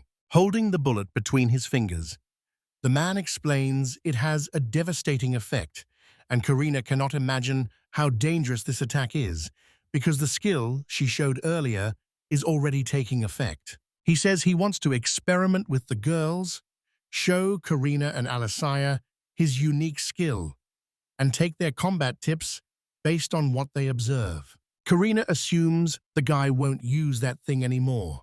He refuses because he wants to experiment a bit more and show them just a small part of what he can do. The man with the burning eyes offers a snack after the experiments. Karina assumes he means sweets again. She can't imagine him meaning any other kind of snack. He challenges her assumptions and says you can enjoy salty snacks as well as sweets, then asks Karina what she would like to snack on after the experiment and its evaluation. Karina felt a little embarrassed, but would be happy with all kinds of treats, and the man was glad he had persuaded her and wanted to hear her impressions of his skill. With a smile, Karina agreed. The guy then realized that sweets were her big weakness, and Alicia did not understand her friend's excitement at the mere mention of them. They went to a remote area, and one of them looked around, thinking an open field would be better because his skill needed more space than a forest clearing. Karina reproaches them for being picky, saying they don't know what kind of monsters might be here, so they must be very careful to avoid fights with unwanted opponents. Asakura asks Alicia to hold Nick for the duration of the experiment, and Alicia is happy to help so she can spend more time with her pet. The man notices that Nick is also very happy, because Alicia spoils him so much he can't be unhappy. Suddenly the kitten, nuzzling the woman's face, begins to crawl gently into her dress, slipping deeper toward the neckline. Alicia took out the kitten and called his name firmly, so he would know he had misbehaved. Sometimes Daiichi feels she and Nick understand each other without words. Asakura Daiichi is incredibly happy for the pet, mentally congratulating it and quietly praying his Nick. The pet pulled off a clever, yet simple move that many people would clearly want to do. Karina noticed his odd excitement and, suspiciously, urged him to start the experiment. The man used a diggle. Its powerful rounds cost the bandit a limb, and his skill lets him pull any object from his world, including weapons. Asakura opens the vault in the palm of her hand. Then he readies a diggle and fires in the blink of an eye, and a bullet crashes into a tree trunk with such force that wooden splinters fly, and the girls were shocked by his skill. He asked his friends for their views on what he'd seen. Alicia said she had never seen attack magic like that before. He reminded me he wanted an opinion, not surprise. The girl didn't catch what the man said at first, then immediately apologized. Karina, genuinely curious, asks Daichi if it really wasn't the piece of lead he showed earlier. Karina runs her hand over the tree, wonders if the skill can be reused and how hard it would be to keep using attack magic at that speed, and dismisses the objections. She explains that if someone has C or D rank magic, they can attack multiple targets at once, but E and F rank magic lowers the power and lets the ability be used continuously. Karina tells the man that even the eyes cannot track that speed.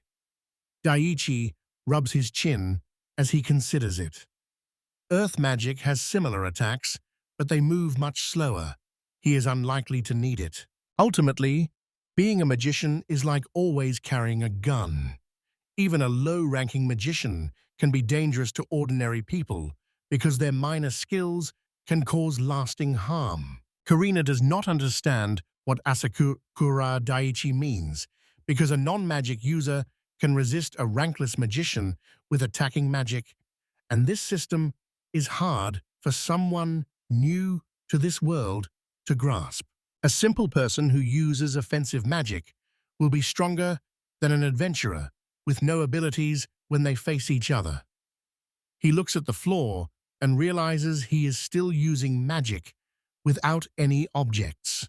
The man wondered whether people who use attack magic count as mages, and Alicia explained they were those registered with the guild and ranked F or higher.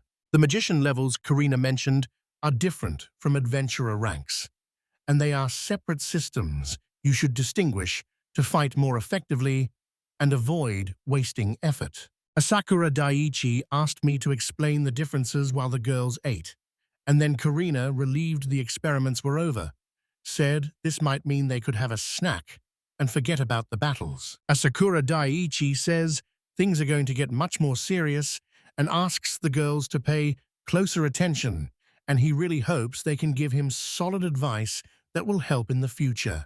Without warning, a huge weapon appeared in his hand and fired at the same spot the previous attack had hit. The pounding was so loud, the girls covered their ears.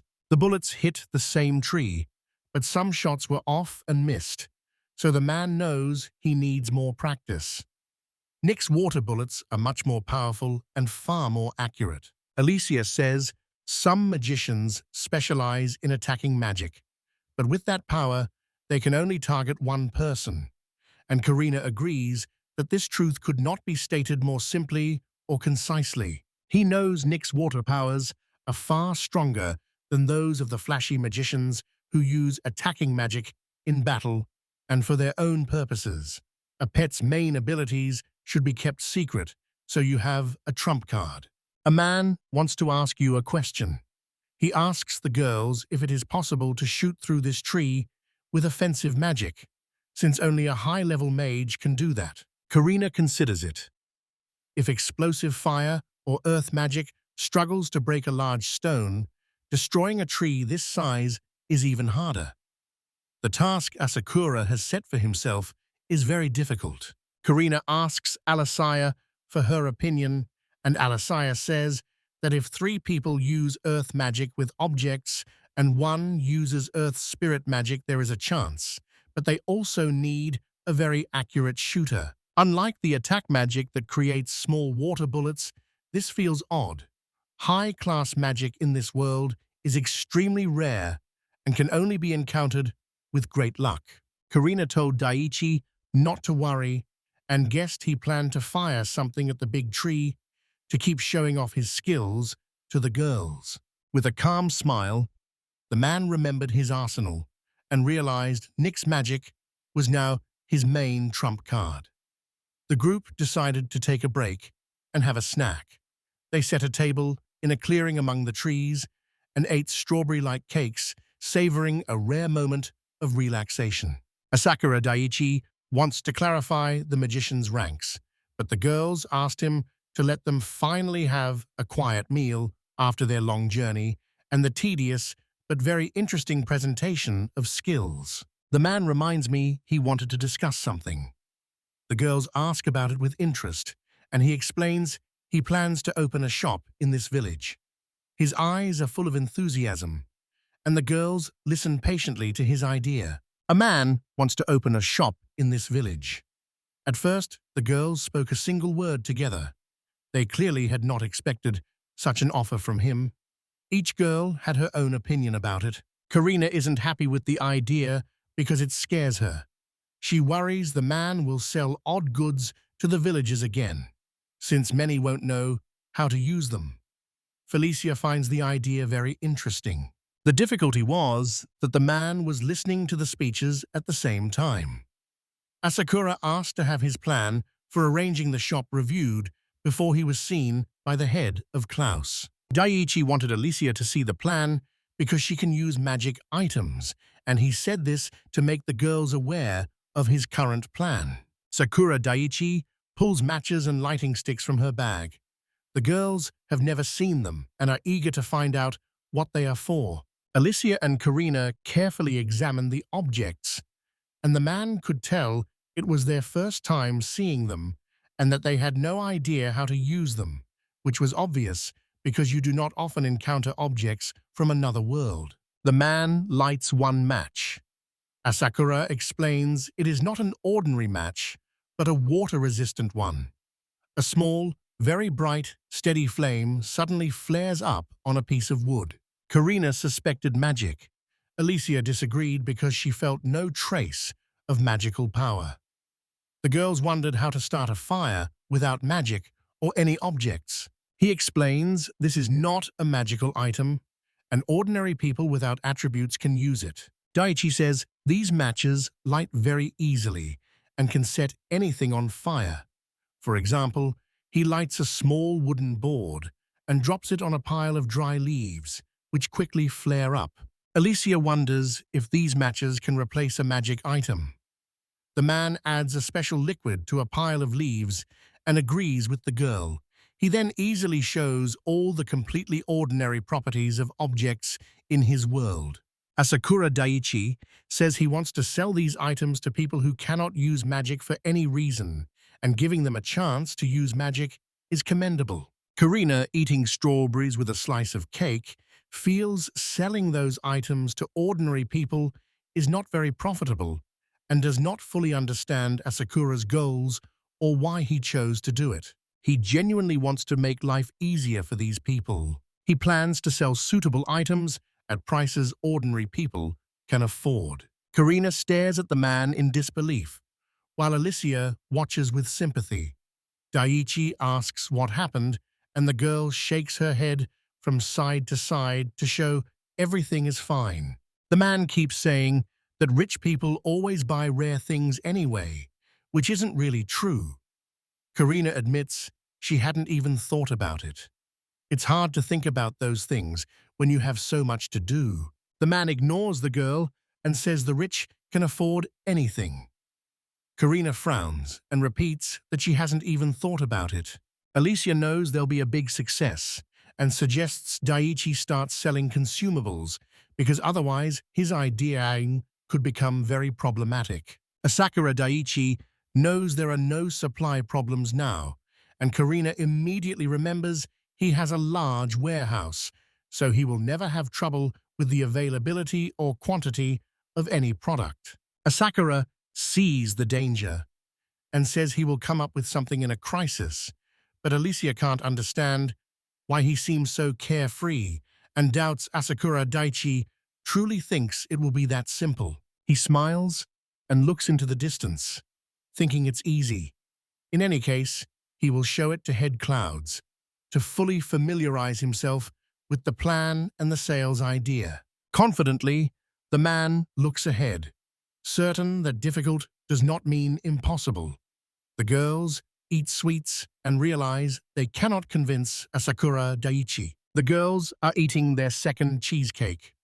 The guy reminds me of something, asks Karina if she has the magic of the elements and how much of each element she has, and shows strong interest in learning about it. Karina, holding a fork in front of her, names 3 elements: water, fire, and wind, and Daiichi watches eagerly and asks how many elements of magic she has. Alicia folds her hands in front of her and studies them, then modestly says she knows all the elements, and at first glance, you would not expect such a fragile, sweet girl to have so much power.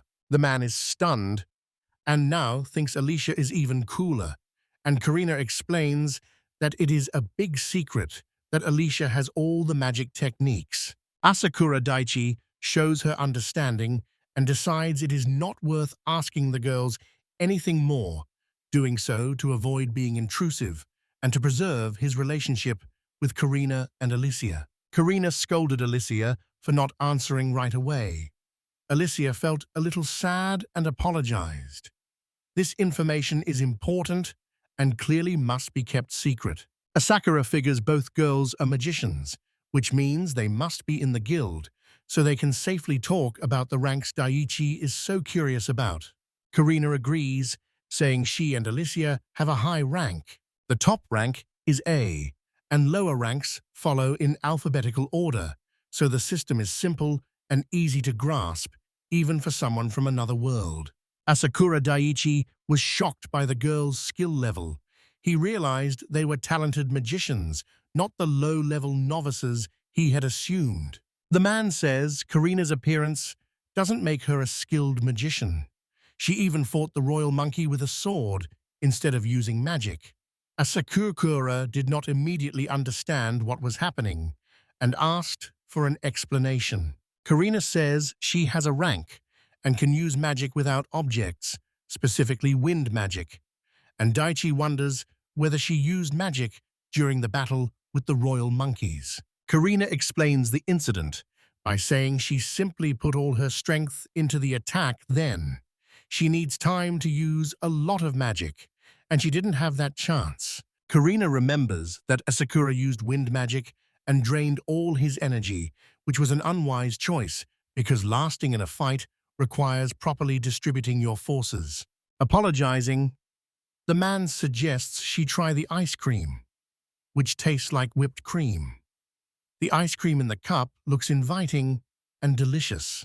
Purina notices the man has somehow become kinder, and the ice cream really looks creamy and appealing.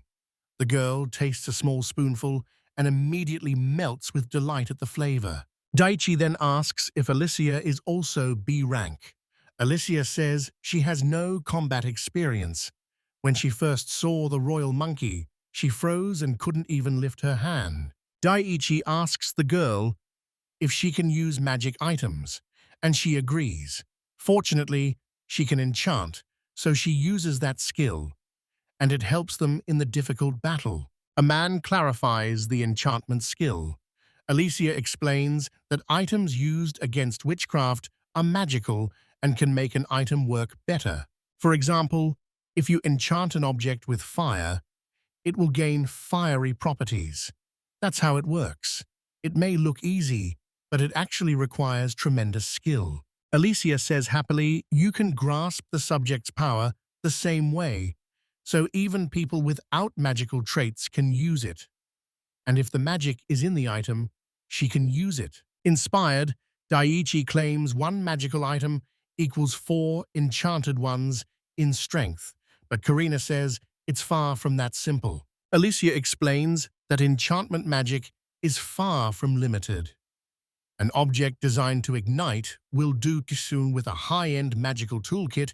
The user can seem to control the fire's size, but that toolkit is very expensive. There is one very dangerous reason, so use this item as little as possible, because someone trying to light a stove can end up with fire bullets that cause harm. The man asks Karina with curiosity whether she was born with enchantment, and Karina confirms it is an innate talent that is very rare, but Daichi was lucky. Already decided to set aside making magical items, he would like an enemy detection station, but it would be almost impossible to wear. He doesn't want to strain Nick, because Nick is usually the team's secret weapon. And when the critical moment comes, Daichi forces him to use water magic. Polina thinks Nick's plan to detect enemies using Karina's wind magic could work.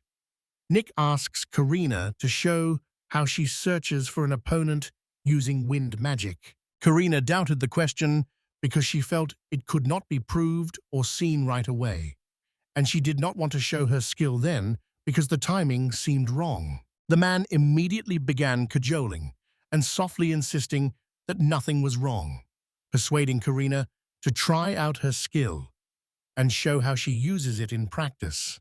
The plates in the sweets are already empty. Karina closes her eyes, and a large circle appears above her like a radar that detects monsters. A line sweeps inside the circle and activates her skill. Suddenly, Nick reacted, his calm gaze turning to fear. Asakura Daichi noticed this, but Karina's skill seems to have found something, and the results do not look comforting. Karina closed her eyes and leaned forward slightly, then urgently told the man to wait because she felt someone beside them and they had to be very careful not to get into trouble. A man suggested there might be some kind of monster beside them. Karina ignored everyone and only said it was something big that could move, and the girl thinks it could be a man. He wonders what anyone could do in such a dense forest, then suddenly realizes in horror that they might be bandits who could easily attack or harm them. Karina cannot tell how many bandits are nearby. Alicia states confidently that there are about 8 bandits. Karina thanks the girl. The girl only apologizes, saying the figure is an estimate and relying on it would be a mistake. Still, the situation helped Sakura and Karina avoid revealing Nick's ability. Karina smiles in agreement. The man realizes this is far better than her wind magic, which can be inaccurate and should not be relied on. Now they have clearer information to aid their search. The man guesses Alicia is not as graceful as she first appears. That explains why Karina wants to keep everything secret as long as possible. Thinking it through, Karina isn't the only one hiding information about Alicia. Klaus and Captain Jeffrey are as well, and he knows this is not the time for such thoughts. The man is thinking about the number of bandits again, asks the girls whether there were fewer last time, and even suggests it was some kind of adventuring party. Karina was already drawing her sword from its scabbard. She admits it might be a coincidence, but that is unlikely, so the others must be ready for anything. Karina puts on gloves and with a serious expression tells the guys to keep their distance until they find out who they are. It felt like the table where the guys sat wasn't there at all. The girls and Asakura hurriedly packed their things. They are walking through a forest of towering trees that cast long shadows on the ground. Asakura Daiichi has a skill very valuable in this world, and though he tries to avoid it, he can get anything he wants. They found 8 opponents. If they are bandits, the man and Karina can defeat them and protect Alicia, and the man asks Karina whether they should hide. The girl warns it is dangerous and tells the man to sit quietly, since they do not know what kind of magic or skills their opponents have, and Nick senses a very strong presence. The kitten suddenly slips out of the man's sweatshirt and stares ahead wearily. The man begins to suspect they are banned after all, since Nick's reaction was not very reassuring. He won't spare those who destroyed the village. He's ready to use the entire arsenal from the vault to make sure they get what they deserve and can't escape easily. Karina says things are getting worse. The man asks what happened. The girl turns and says there are more opponents. Karina frowns and says there are about 20 opponents. Asakura realizes that is a lot. He cannot use every item from his world to defend himself. If these are bandits, their hideout must be nearby. If the men can find him, it will be over for good. If they find the bandits' hideout, they will be able to protect the villagers. Alicia turned to Karina to offer something, but Karina cut her off and flatly refused, then urged the guys to return and report everything to Head Bertram and Captain Jeffrey. The guys are back. Captain Rad is genuinely glad they came and calls Jeffrey over. Jeffrey is likely happy to listen to the guy and his proposal, but he has no idea what Daiichi wants to talk about.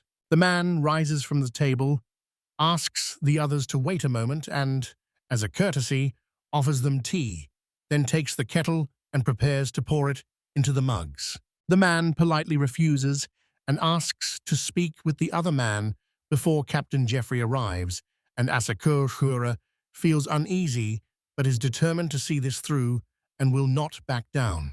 The man smiles warmly as he moves to pour tea into the mugs, asks the other man a question, and lets him speak freely, while Klaus is ready to listen with full attention and cordiality to Daiichi, who wants to tell him something.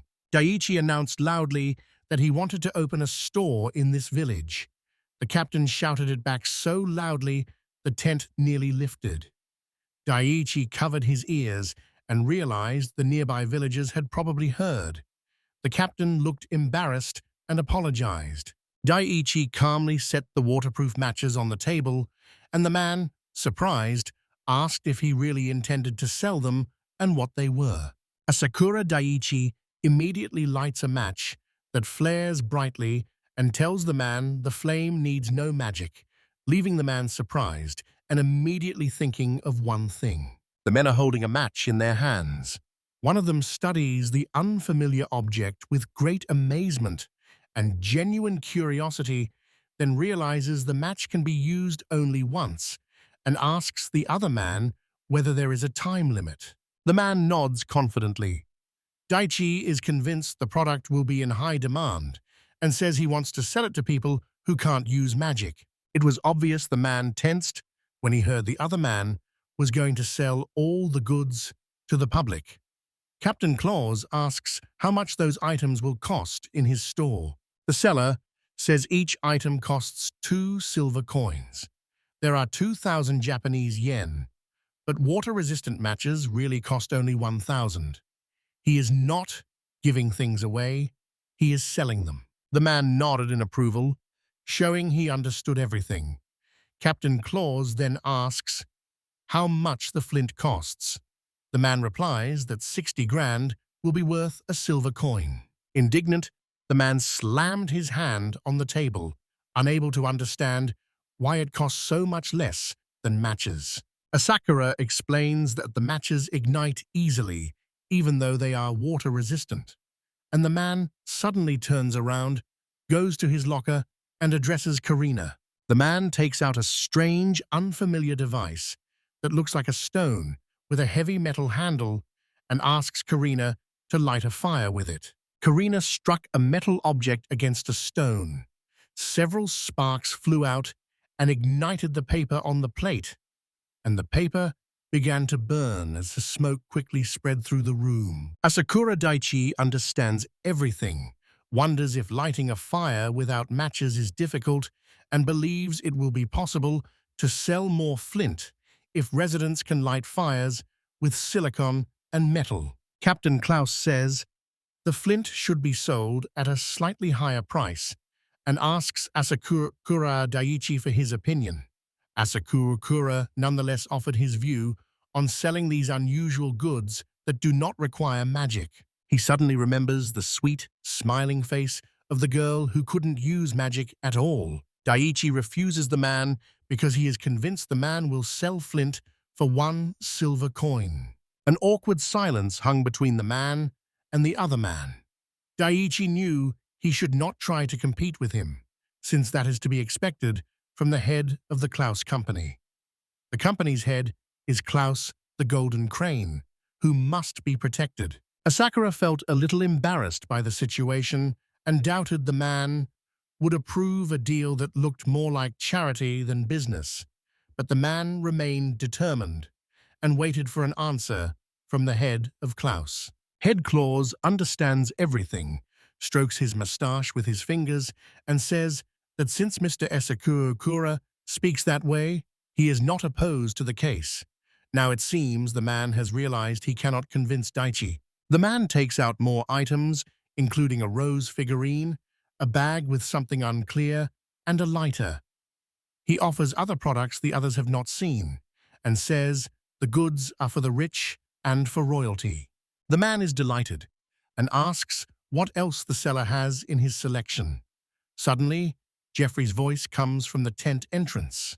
He has returned from an errand for Claus. He asked them to wait a little, promising to reveal the rest later. They quickly found common ground and agreed to the terms. Now the trade in unusual goods will go ahead, and he will open his shop. Jeffrey peeks out of the tent and is invited inside, and with Jeffrey standing behind the men to stop them leaving, Klaus asks them to explain what really happened in the forest and in the village. Klaus, the head, was very serious, and Asakura, Alicia, and Karina were already thinking about how to answer the man's question. Bandits attacked the village, and now it is filled with robbers who mercilessly turn everything in their way into ruins and piles of garbage, while a suspicious group hides in the forest. These shadows hide in the forest to reveal the truth. Chapter Claus says he has a suggestion. The man asks Jeffrey who this man is. Jeffrey says they may be hunters or adventurers, but since the bandits attacked the village, more bandits keep appearing on the roads near the forest. It is very likely the same bandits. One person present suggested handling the threat the same way as with the robbers. Jeffrey fully supports the suggestion. The man waits for the order and says they should all split up and search the forest inside and out to make sure there is no danger there. Now the man is wondering whether they can defeat the bandits with this whole caravan and its guards. Klaus says he would, of course, like to organize the search, but he didn't plan to split the guys into groups. Jeffrey thinks Karina should have been involved from the start. Klaus decides it's a good idea and agrees. A man immediately raises his hand and says he wants to join because security won't be a problem. Alicia wants in too. Head Claus points at them and since the guy and Alicia are his guests, he cannot risk their safety or his reputation, so he apologizes and has to decline the guy's offer. Then, Karina decided to turn to the chapter and thinks Alicia and the guy joining the search is a pretty good idea. Karina told the head that Mr. Asakura had performed well last night in a fight with the Monkey King, but she stayed silent about which skill he used. Karina continues, saying that besides unusual weapons, Asakura also showed mastery of attributeless high magic, a destructive force that can cause massive damage. Karina says Mrs. Alicia has enough experience to avoid danger, and Chapter Clause asks Karina if the guests will survive the fight. Karina explains that Mr. Asakura has the most powerful firepower in the entire camp.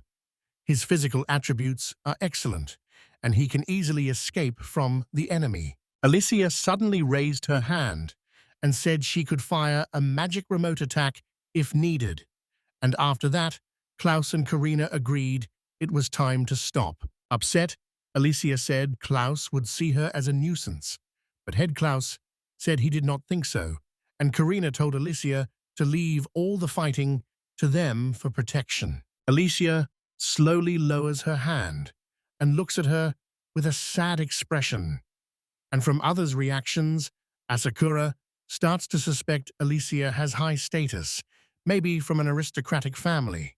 Headcloth closes his eyes and gives the go-ahead to everyone at once, telling the boys to avoid fighting as long as possible because getting home safely is the top priority. Klaus says Jeffrey will be on standby, Karina will lead the search team, and he asks to leave the selection of the rest to him.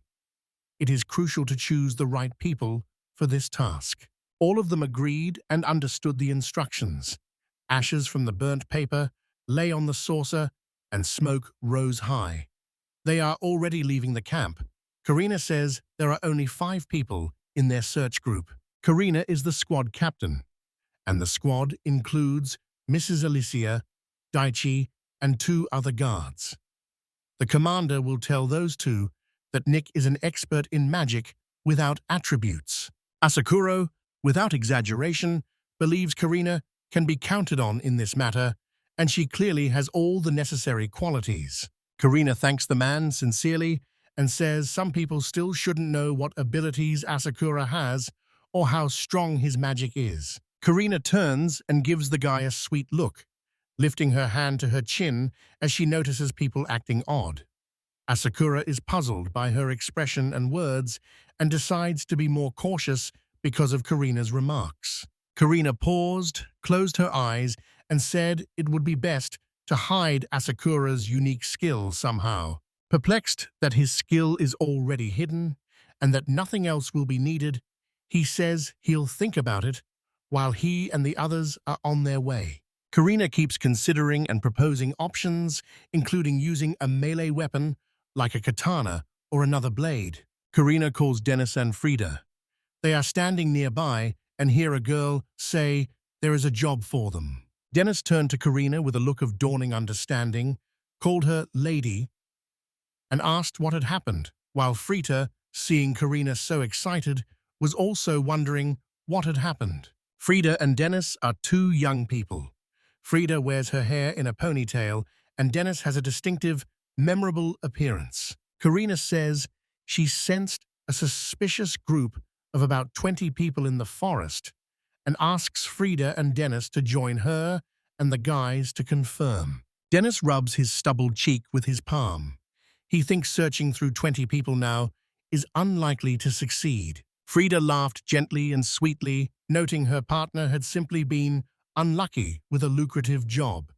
The man apologizes to Frida and explains that his main principle is just a convenient device for making money. Dennis hopes his partner will understand him, and Asakura notes the dialogue between Dennis and Frida is very witty, immediately showing they are real professionals in their field.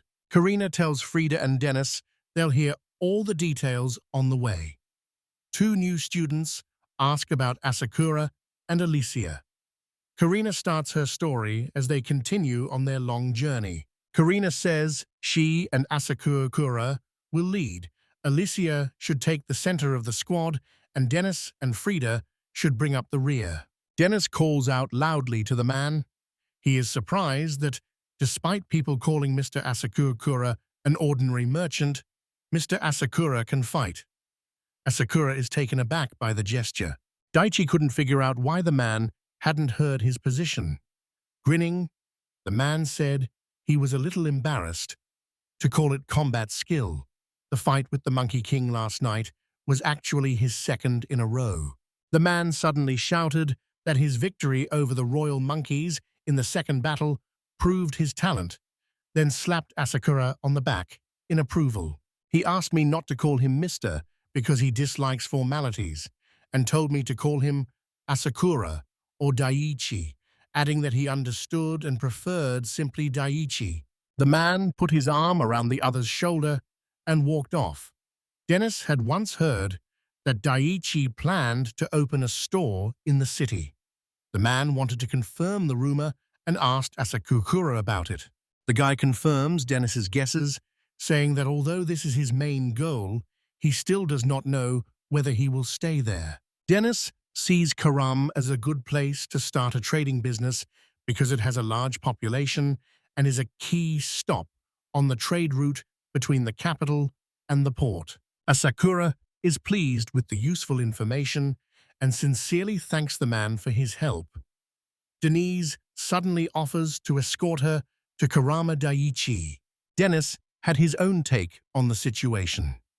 He hoped that when Daichi reached Takura village, Daichi would begin selling rare, imported goods. Asakura now understood everything. He was only going to open a small kiosk after finishing the search operation. Daichi said he only wanted to try trading foreign items, and Dennis was immediately surprised and asked him about the unusual car he planned to sell. Asakura Daichi says his product can start a fire, and Dennis nods in approval because he'd heard rumors about this. But the man contradicted his expectations. Daichi lights another waterproof match, and the flame flares up instantly, while Dennis watches in fascination, unable to believe it could be done without magic. Frida was also surprised by the unusual trick. Karina turns to the men and orders them to form a line. They are already approaching the spot where Karina recently felt the presence of 8 people. They moved closer to the forest. When the guys asked if Karina felt anything there, she shook her head. Even so, the group must not relax and should stay vigilant. Dennis, to cheer the guys up, lay in a ridiculous pose, with one leg raised, pointed out that Karina was too restless, and tried to reassure everyone he was always ready for a fight. Unfortunately, no one appreciated Dennis's move, and he failed to inspire confidence in that position. Asakura Daichi stepped forward, and when Nick suddenly took off his sweatshirt, the pet sensed someone nearby, sank its sharp claws into the man's sweatshirt, and abruptly turned its head toward the source of the sensation. Asakura realizes the opponents are 3 hours away from them. The man thinks that if Nick found someone using wind magic, Nick should be more careful. Daichi wonders how to hint this to the rest of the group. Alicia's voice comes from behind Asakura as she points and, with a serious expression, says there are 3 people about 5 kilometers ahead in that direction. Relieved, Asakura exhales and is glad he did not have to figure out how to tell the others about the strangers.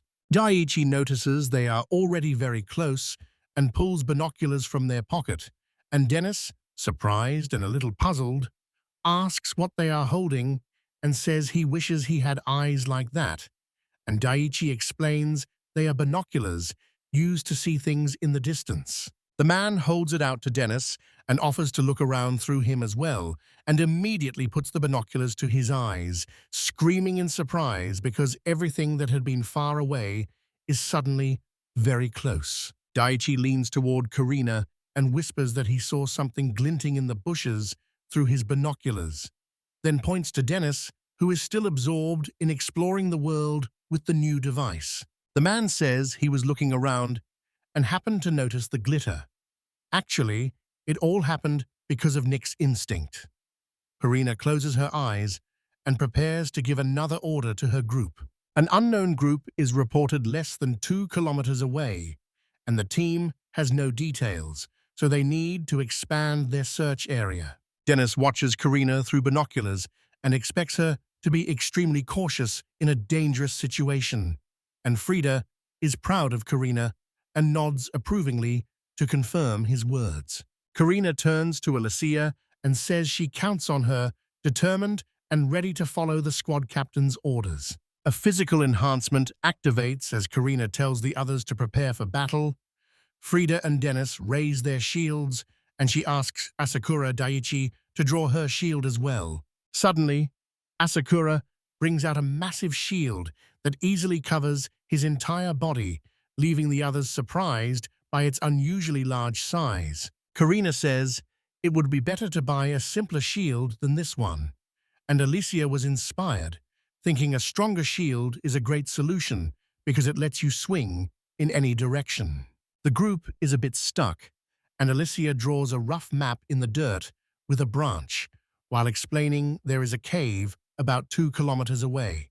Inside this cave is an unknown group made up of humans or similar beastmen. Alicia is horrified because she's certain the unknown group has over 50 people, and it could even have more than 60. The men don't all react the same way to Alicia's words. The girl says this is all she could feel. It will be hard to learn more because the unknown group is inside the cave. Dennis concludes it seems like an underground group carrying out secret activities in a cave. Frida asked not to jump to conclusions, but still agreed it looked very suspicious. Karina says there is more than enough information from Alicia and gestured for her to move away. Asakura thinks she and the guys are being too cautious, and Frida and Dennis exchanged a look before throwing their heads back. Dennis covers his eyes with his palm and says there are beastmen in the group. Frida explains similarly that beastmen have a very keen sense of smell, and it might even reach their location. Dennis says the best move now is to step back and return with more of the same kind of information, and they must never let anyone come back without at least some information. Frida says it's already commendable that they have learned the group's approximate number and found their refuges. Frida and Dennis laughed out loud, convinced that even this small bit of information could earn them a special reward. Asakura Daiichi scratched his cheek with a puzzled finger, yet understood everything the guys were trying to tell him. Dennis approaches Daiichi from behind, lays a hand on his shoulder, and asks if he knows what matters most for security. Asakura suggests the man explain it, and Dennis winks as he talks about honesty. Asakura Daiichi quickly remembers his speeches and stories saying he was from abroad, that he was on his way to relatives, and that he had been paid in silver at home. The man with the odd smile thanks him for the advice, and now understands the point. Karina tells Daiichi they are leaving already. Frida blows the man a kiss and says she loves honest men.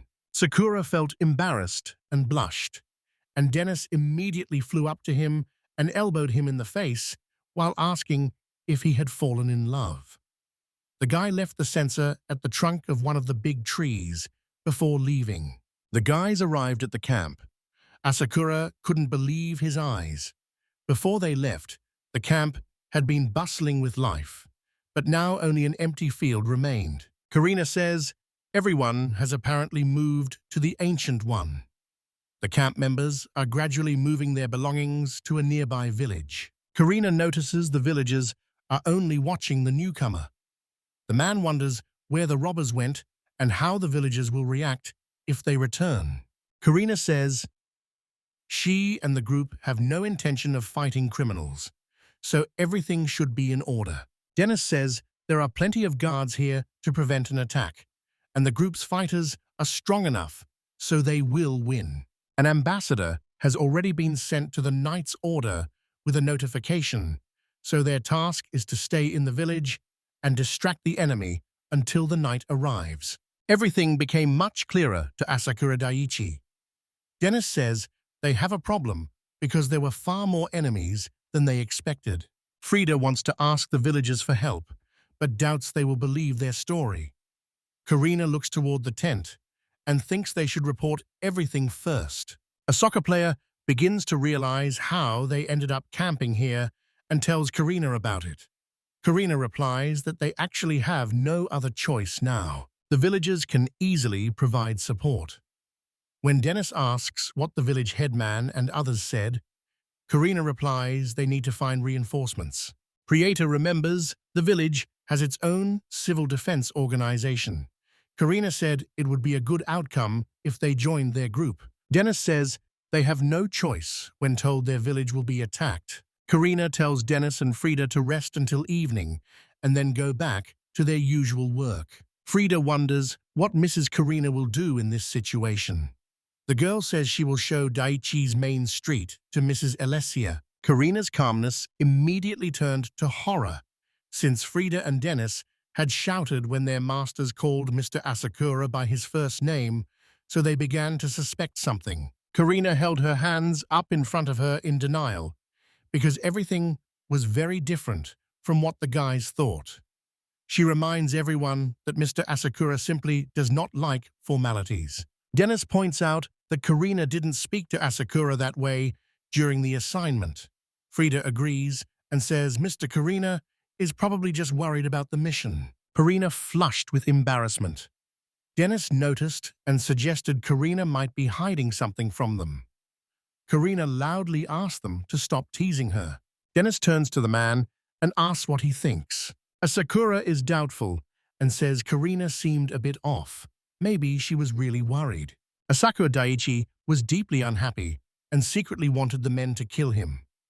And any small change in Karina's behavior instantly gave those two a reason to mock her. Frida hugged and kissed Karina at once, trying to steer her into the women's conversation and saying she is always ready to help if Karina needs sisterly advice, but Karina refused. Dennis really wants to talk to the girls. Karina gets angry and pushes Frida aside. Karina wants the jokes to stop sooner. Frida turns to Asakura, winks, and asks if he thinks Karina is cute. Asakura says Karina is without a doubt very pretty when she's worried. But the guy now thinks she's cuter, and Daiichi doesn't know who is making him say that. Karina froze, unable to believe what she had just heard. And behind them, Frida and Dennis stood holding hands, moved by the confession. Asakura took Karina's hand and led her away. The man said goodbye to Frida and Dennis and told them he and Karina still needed to open a store. Karina felt embarrassed when he touched her hand. Frida and Dennis smiled and told Mrs. Karina to go ahead.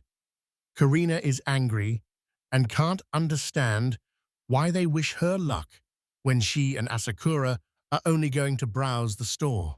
The group is already splitting up. Frida and Dennis still want to have fun. Karina and Asakura Daiichi remain in the village, and Karina thinks the others cannot hear her. They have 2 hours left. One man suggests going today just to see the locals' reaction. Karina turns away from the man and says there probably won't be any fuss because the street is mostly empty today. Alicia notices Karina's excitement and asks if she missed anything interesting. Karina roused herself and told her she hadn't missed anything important.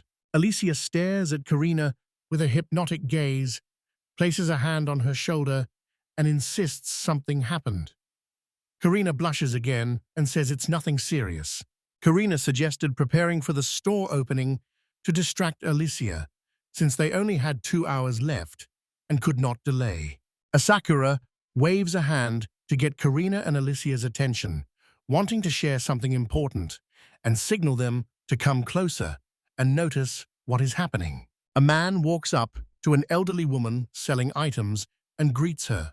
She asks him if he wants to buy something. Asakura said he wanted to give the women some goods and asked her to spare a little time. A man places a large number of medium and small boxes on the table and the nearby vendor turns her full attention. The woman sincerely praises the man for his excellent boxes and says she even envies Asakura Daiichi. The woman finds it odd that she gets more jealous of people with boxes as she grows older.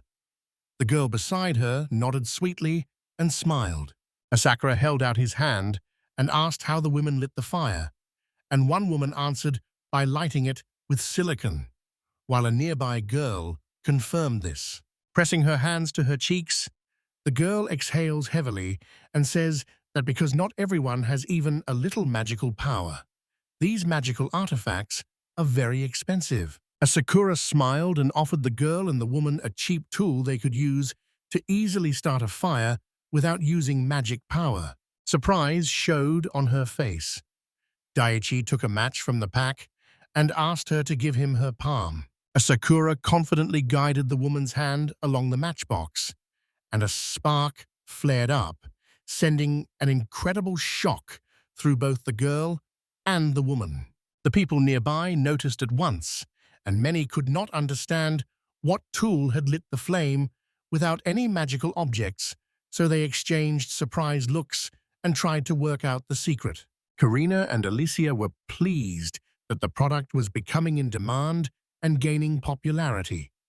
Asakura, speaking confidently, realized his business was just getting started and that this was only the first step toward great success. Asakura spreads her arms to the sides to calm the arriving customers and tells them to stay calm, assuring them she has enough matches for everyone and no one will be left without goods. The man says he hands out the lists in queue order, so there's no point in pushing. People were crowding the counter to get an unusual product that would let them light a fire without magic. A girl received a box of matches, lit one, and was amazed, hardly able to believe she could light a fire without magic, realizing the matches were unusual and made the simple act possible. Asakura Daiichi brings a large vat with wooden bars, shows the girl an igniter that can easily spread fire to the wood, and points out that it is disposable. The girl nods, and Asakura sees she still does not understand ignition. The man asks to show how it works, so Daiichi strikes a match and drops it on firewood soaked with accelerant, and the flame quickly spreads to every tablet without missing any. The crowd was amazed because no one had seen anything like it. One man noticed how the flame spread to the wood with incredible speed and ease and was surprised by its power. Sakura says buyers have noticed you can light a fire with matches without magic, and with an incendiary, the smallest flame will grow so you can light any type of firewood. The man says, with mild regret, that his products have a small flaw. They are disposable. Customers reacted with disappointment, and some expressed dissatisfaction when they learned the items could not be reused. Sakura smiles slightly and announces that a box of 25 matches costs 2 silver coins, highlighting the product's quality and hoping the price will attract customers. The incendiary box holds up to 60 items and costs only 1 silver coin.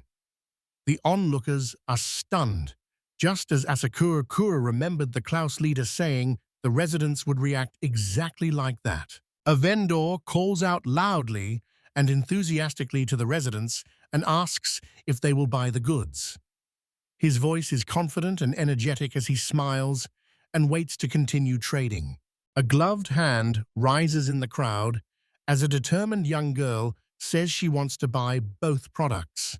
Everyone turns to her and she waits confidently for an answer. She pays 3 silver coins for the goods, and Ichi thanks her gratefully, expressing hope that the product will satisfy her and that she will return. Asakura invites the girl to stay a while if she has time because he wants to show her something else. And the surprised girl asks Daiichi whether he really has more goods. Asakura explains this isn't really a product, but likely a small bonus for everyone.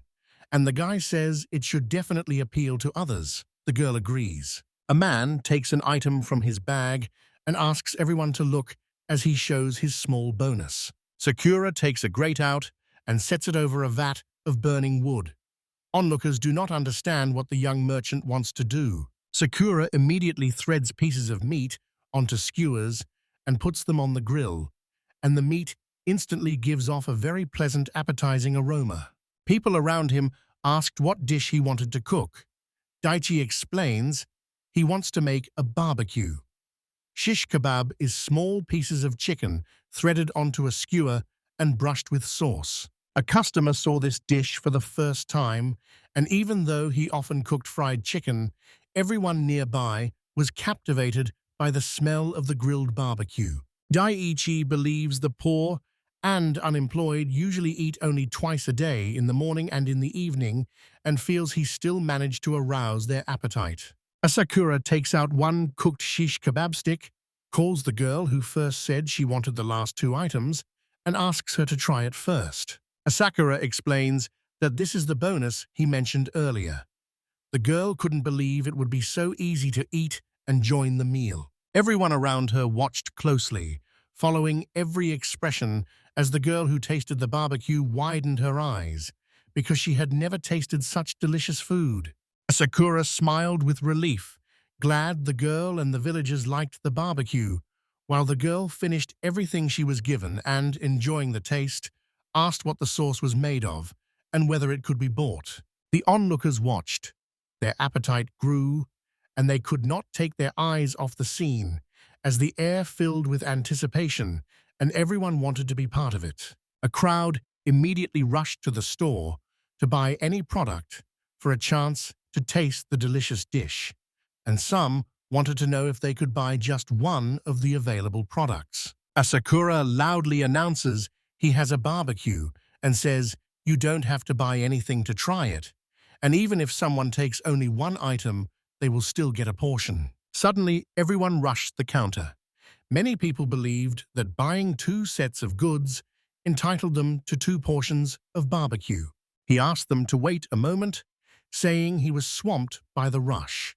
He took a couple of servings and went to the woman beside whom he had opened his shop.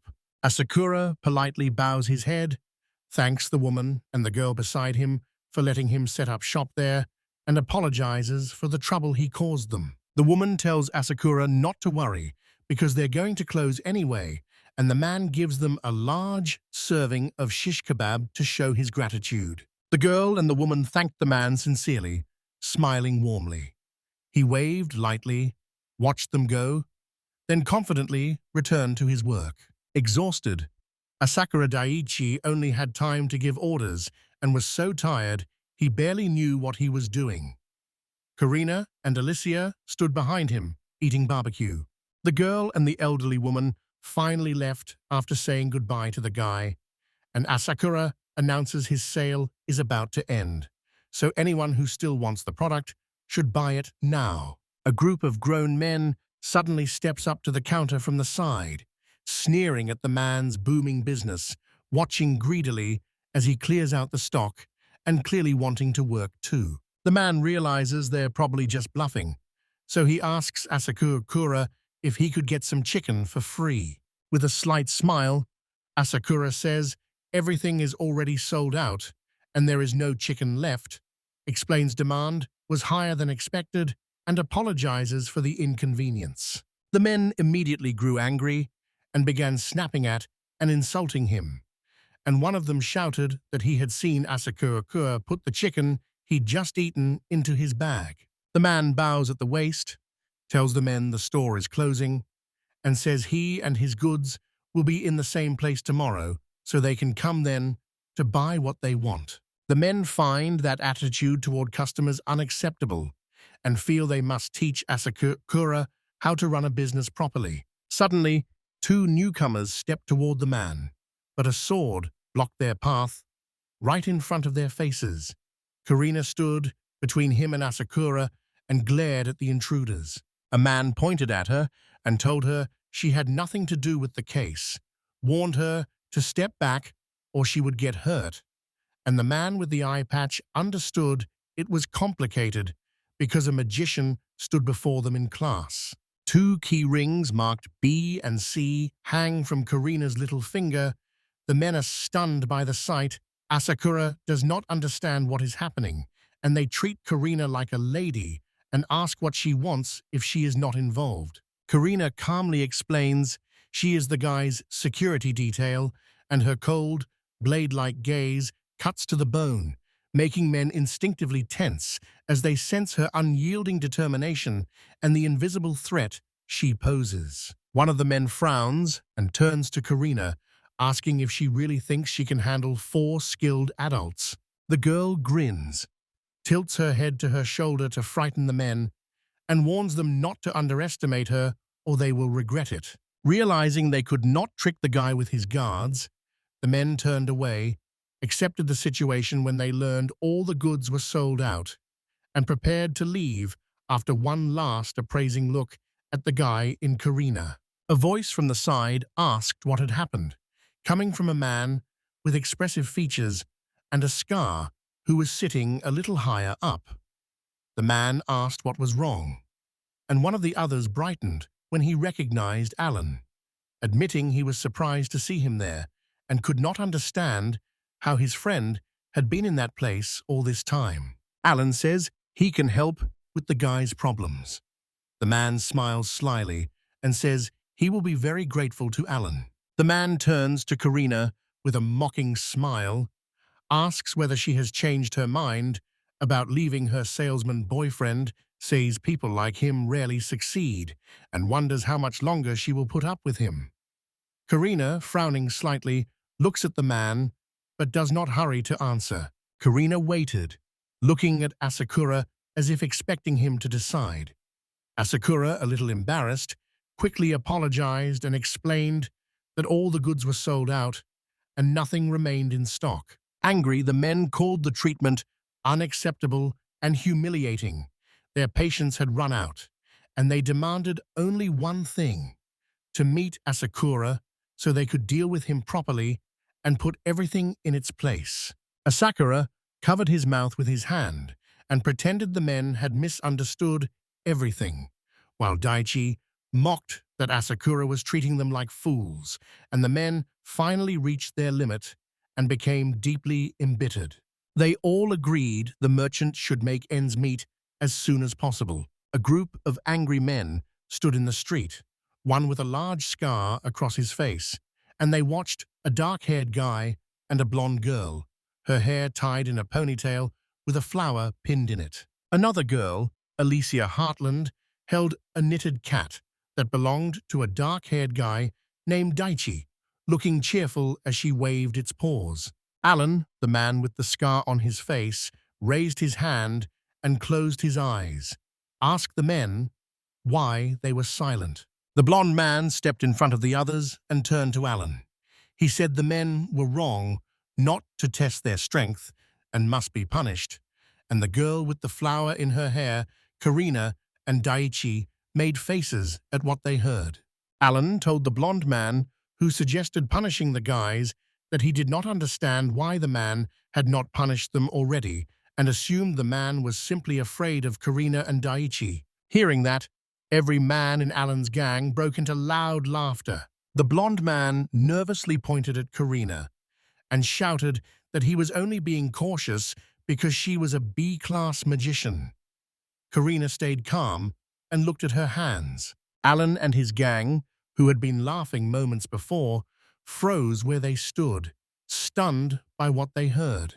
A sinister grin appears on Alan's face as he says he was distracted and couldn't have known who the men were. Alan rose from his seat, grabbed the sword at his belt, walked toward Karinza and Daichi, and said that Karina was not the only magician here, and the gang members echoed his words. Alan and the other men from his gang smirked, drew their blades, and approached the others, warning them about the coming battle. Karina and Daichi took up fighting positions and readied themselves to attack.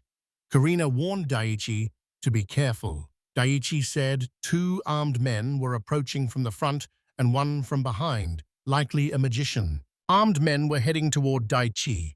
He figured that if their power was only physical enhancement, he'd be fine. But if they could use magic, even bullets might not save him.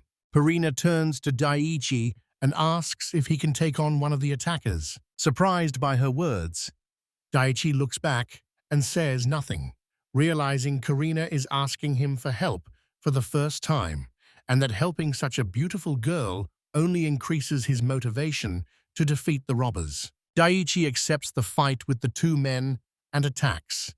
He holds the other's hand, and a cloud of energy with sparkling waves forms in the hollow of that hand. Daiichi shouts to Karina that he can take on two men, and Karina loudly says that dealing with the one coming at them from the front will be enough. Alan asked in an ominous tone what the guys were discussing there. Men with swords kept attacking the group. Daiichi waited for their strike, and a flash of light appeared. When the light flashed, the bandits lay on the ground with bleeding wounds and covered them with their hands. The blonde man and the rest of the gang were already kneeling before the men, heads bowed. Karina stood in front of the bandits with her arms crossed, waiting for them to say something. Daiichi stood beside her, watching her in surprise. Karina narrowed her eyes and addressed the blonde man who started the brawl between the guys and the bandits. With a silly smile, the blonde man said he'd already forgotten what he wanted to say and told the other bandits that maybe someone remembered something or wanted to ask Karina a question, but the others waved nervously and said they had no questions. Daiichi walked ahead of Karina and crouched in front of the blonde man to ask a question and gather more information. The blonde man looked frightened and said he was ready to answer any question Daiichi wanted. Daiichi said calmly that the bandits had been asked to destroy the goblins. The man agreed at once. The man said he and his colleagues were registered adventurers in this city, then pointed at the other man and added that their squads had officially accepted the request. The blonde man kept saying that the magician's party, which he believed was Alan's, had not received that permission. Alan was in poor condition, breathing heavily. Still squatting on his haunches, Daiichi held his hand to his chin and looked at the blonde man, asking how many goblins they had caught, but the man did not give a number. Daiichi's squint looked evil, and he cared about the exact count of captured goblins. The blonde man looked terrified and said with horror that his squad had caught 0 goblins. The second man, leader of the other gang, was equally horrified and said his squad had also caught none. Daiichi thought about it. The leader of one of the gangs, who had caught only 1 goblin, started pointing to the men wounded in battle and said these bandits had caught 11 goblins and later dealt with them. One of the men who had been overpowered stayed kneeling on the ground with his hands cut, and when they mentioned the goblin massacre and pointed him out to his gang, his face showed fear and horror. Daiichi leaned over one of the defeated men and asked about the goblins the man and the rest of his gang had killed. The man listened and said yes. Daiichi gave a threatening look, narrowed his eyes, and demanded the man tell him about himself and the rest of his squad. The man stepped back, looked down, and went silent. Daiichi reached out to the wounded man, who stayed silent, then abruptly turned to the other man and asked him to tell their names. Daiichi addressed a man with an eye patch and a mustache, but the blindfolded man did not immediately realize he was being addressed, so Karina stepped in and told him to describe the members of the wounded man's squad. The man with the bandage said nervously that the squad of wounded men had 4 members. The man with the bandage pointed to one of the long-haired attackers, a water mage with shoulder-length blonde hair who used healing magic. The blindfolded man told the other 2 attackers they were always ahead of the squad because they could not use magic, while those men knelt and covered their battle wounds with their hands. The blindfolded man was the last to point at Alan, used magic in combat, and sat turned away from everyone without saying a word. Daiichi looked at the men who had just won the fight and thought they were a well-balanced team. Given the situation, it was no surprise they beat 11 goblins, but he still had some doubts as he watched them. Daichi rose to his full height, raised one hand, looked around, and asked the people nearby whether everyone had received a request to destroy goblins in the village of Toreno. A blindfolded man with a mustache raised one hand and said that he and his squad had just received such a request, as well as a squad of defeated magicians. Daichi pictured the bloodthirsty monsters and asked the blindfolded man why they had been able to keep the goblins from attacking them all this time. The man said that in the 10 days they had been in the village, they had not seen any goblins. The blindfolded man kept saying it seemed a group of magicians had arrived in the village, and 3 days after their arrival, the goblins appeared. Daichi told the blindfolded man they were lucky to have left the village before the goblins attacked, or they might have been hurt. The blindfolded man agrees with Daichi. Daichi then turns from him toward the vulnerable men. The water magician will draw his attention. Daichi had already spoken to the defeated magicians, asking how they had defeated the goblins, whether their story was true, and how many goblins there had been. The water mage said that as soon as they reached the village, they went straight into the forest to look for monsters. The water mage remembered the forest and said other squads had reported no goblins for over 10 years, so they suspected monsters might be hiding and went into the forest's deep thicket to search. Daichi wondered if the mage squad had found the monster lair. The water mage closed his eyes and shook his head. Daichi looked at the water mage, thought about it, and fell silent. He glanced at Karina. She glanced at Daichi while he watched her. Karina turned away abruptly. Daichi had his hand on his chin, and when she looked away, he closed his eyes. Daichi called for silence and asked the men what to do with them going forward. Karina stood nearby, looking at the ground. The weapons were piled in a single heap.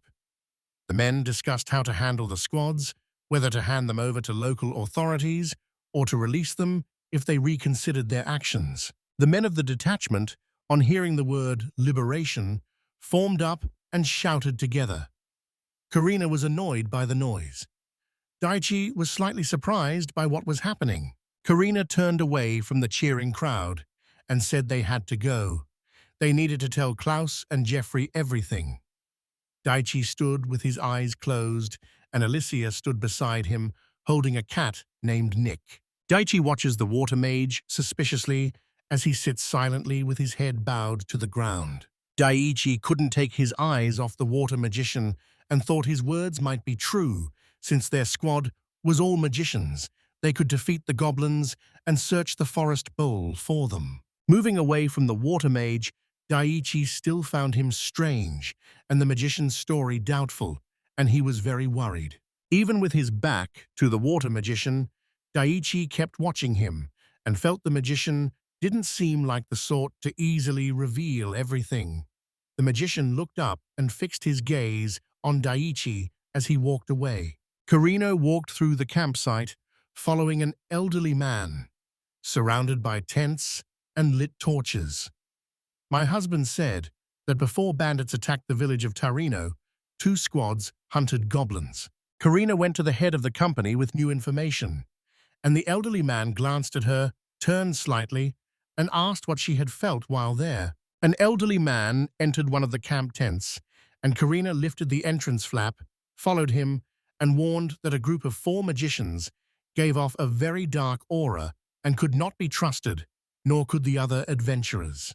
An elderly man set his hand on the chair's wooden back, pushed it aside, and asked Karina for her opinion on the bandits' agreement. Karina replied that they should all proceed carefully. The elderly man sat back on the chair he'd moved earlier. An elderly man sat at a table with a small lamp.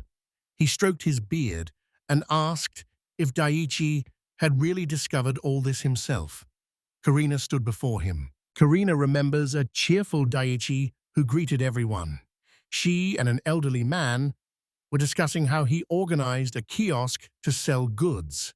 She thought his idea was connected to the incident in the village of Toreno. The elderly man put his hands on the table and rested his chin on them.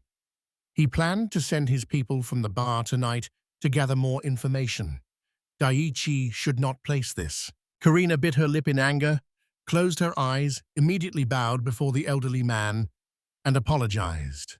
An elderly man took the cup in his hands, and she said that Daiichi had indeed tried to contact the squad under the pretext of organizing a kiosk, which no one could have imagined. An elderly man looked up at Karina and said the adventurer's actions looked very suspicious and asked if she had noticed. They remember interrogating the Daiichi bandits.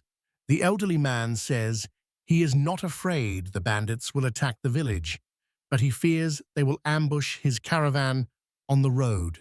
Karina listened in silence and watched the elderly man as he said it was not worth digging deeper into their problems, then closed his eyes and remained at the table. Looking up at Karina again, the older man brought his hand to his face and asked her what she thought of Daiichi. Karina replied seriously that Daiichi was endlessly conscientious. Karina remembers Daiichi turning his back on her and says that, besides his magic, he is wise, very knowledgeable, and clearly better educated than she is. An elderly man shifted coins on the table as he listened to Karina. She said he could do calculations in his head without paper or pen, and he did them quickly and without mistakes.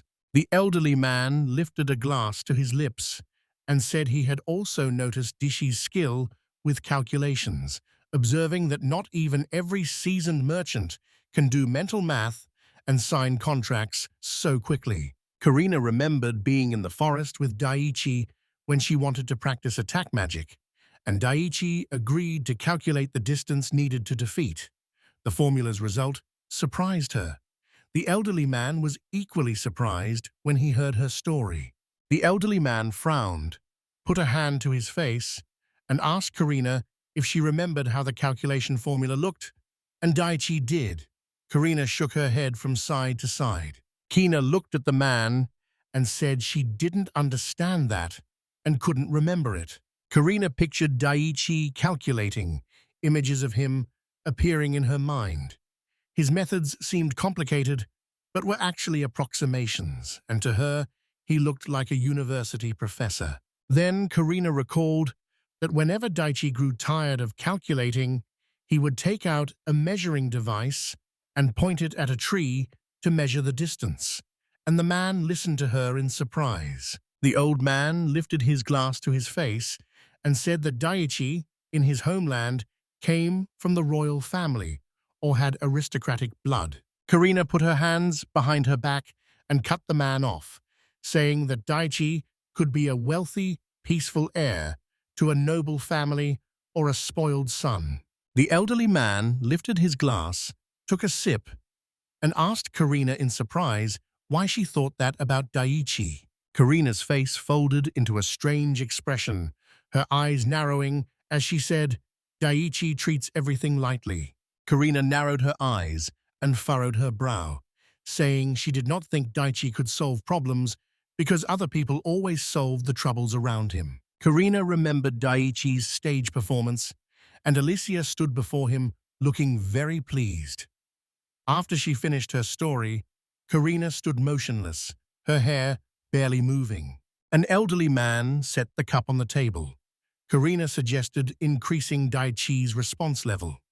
He looked surprised and interested in Karina's proposal. Karina said with a serious expression that Daiichi must be watched as closely as secret royal aristocrats or heirs. Folding his hands with fingers interlaced, the elderly man wanted to know why Karina made that offer. Karina faced the man and held up one hand, saying Daiichi is too dangerous even for their country. Wielding first-class magic with no attributes, he also carries a bag full of curiosities they have never seen. With a tall scarf pulled over her head, Karina said that besides everything else, Daiichi is highly educated. He can find a way out of any situation by using his surroundings and other people. Karina remembers Daiichi's image, his hand pointed forward while magic gathered in it, with items like a machine gun, a light bulb, and a mobile phone around him, showing he could take control of the country. Karina's expression turned anxious. Drops of sweat trickled down her cheek as she closed her eyes and thought. Kinda clasped her hands behind her back and began to say that Daiichi might become the ruler of a more magically advanced country. Karina's face grew wary again as she narrowed her gaze and said that Daiichi's influence in their country might be too strong.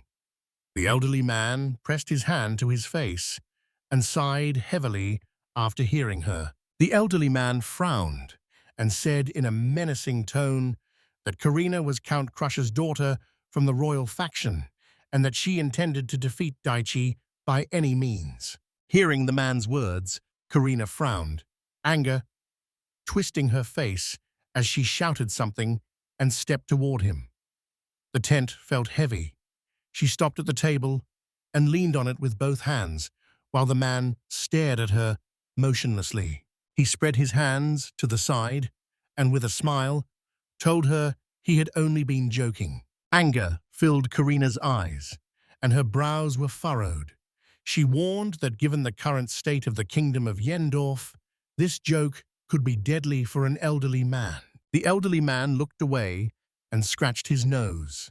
He said that if you ignore Daiichi's high status in his homeland, two rival factions could start fighting over his goods and knowledge. Karina lowered her hands and said the faction that took his side would gain more influence.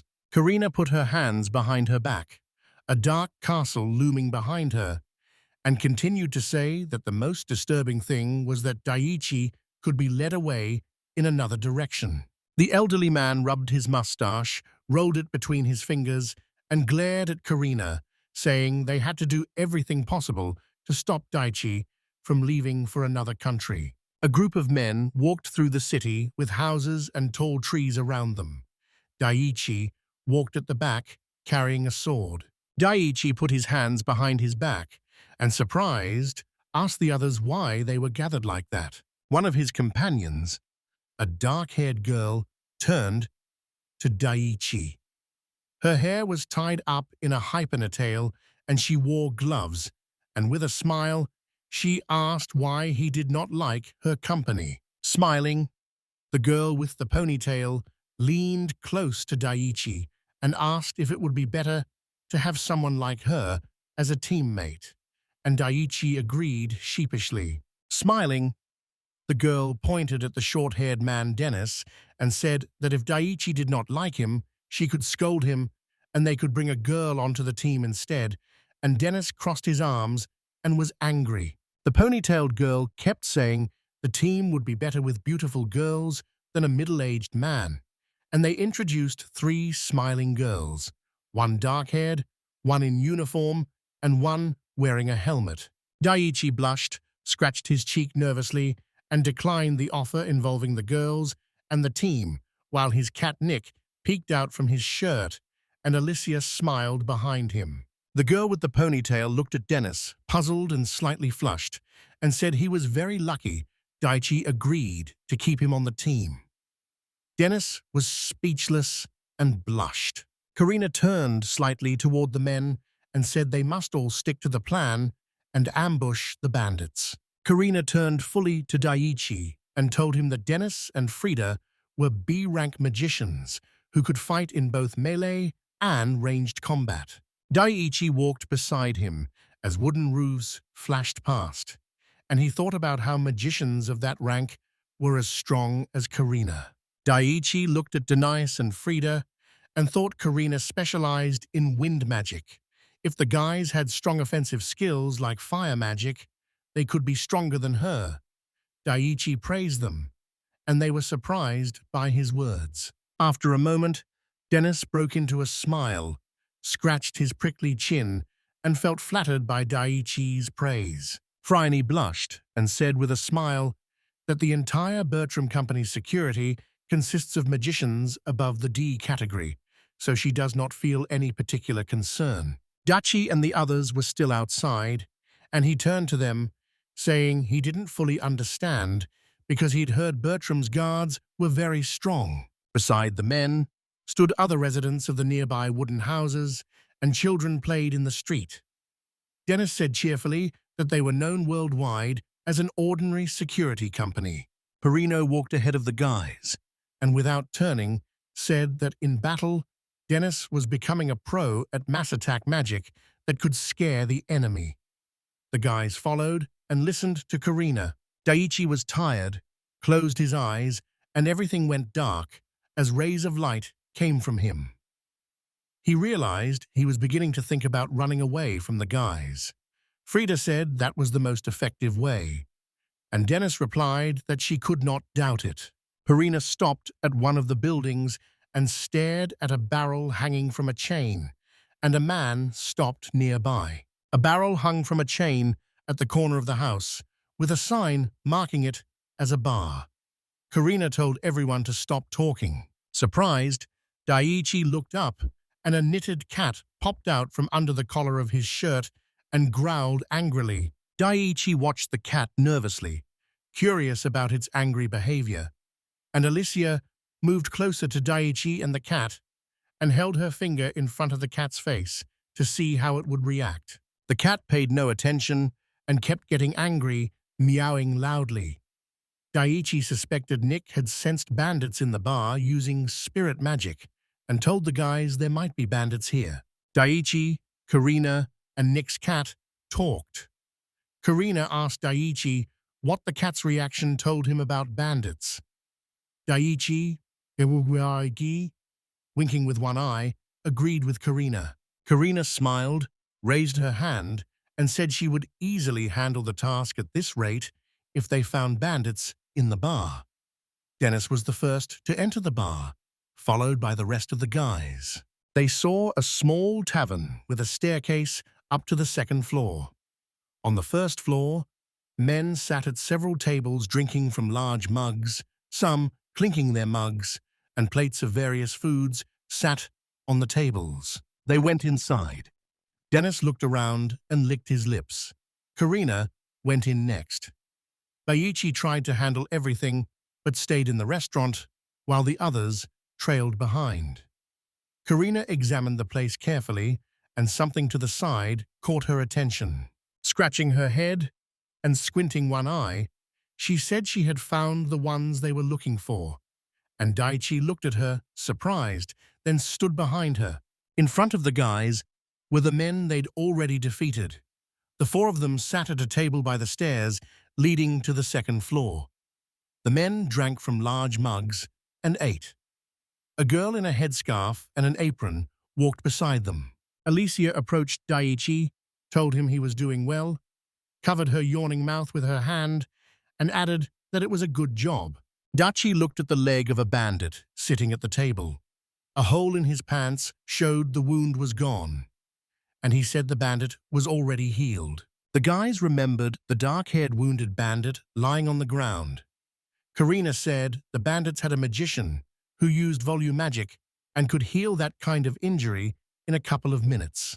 Daiichi introduced the two wounded men he'd drawn, kept his hand on his chin, and said it would take a couple of minutes. Karina said the wounds she'd inflicted could heal in 3 minutes. Daiichi told Karina he thought they'd just go to the bar and pretend to be drinking customers, and Karina closed her eyes, lowered her head, and said it wasn't necessary anymore. Dennis crouched with a gloomy look and said he really wanted a drink. Freedom smiled, patted the dejected Dennis on the back, and said they could buy some alcohol and wait for them outside. Dennis took a large jug from an elderly man with a mustache, while Karina and a man in a dark hood stood beside the cart on the street. The four men the guys had been waiting for left the bar and walked away.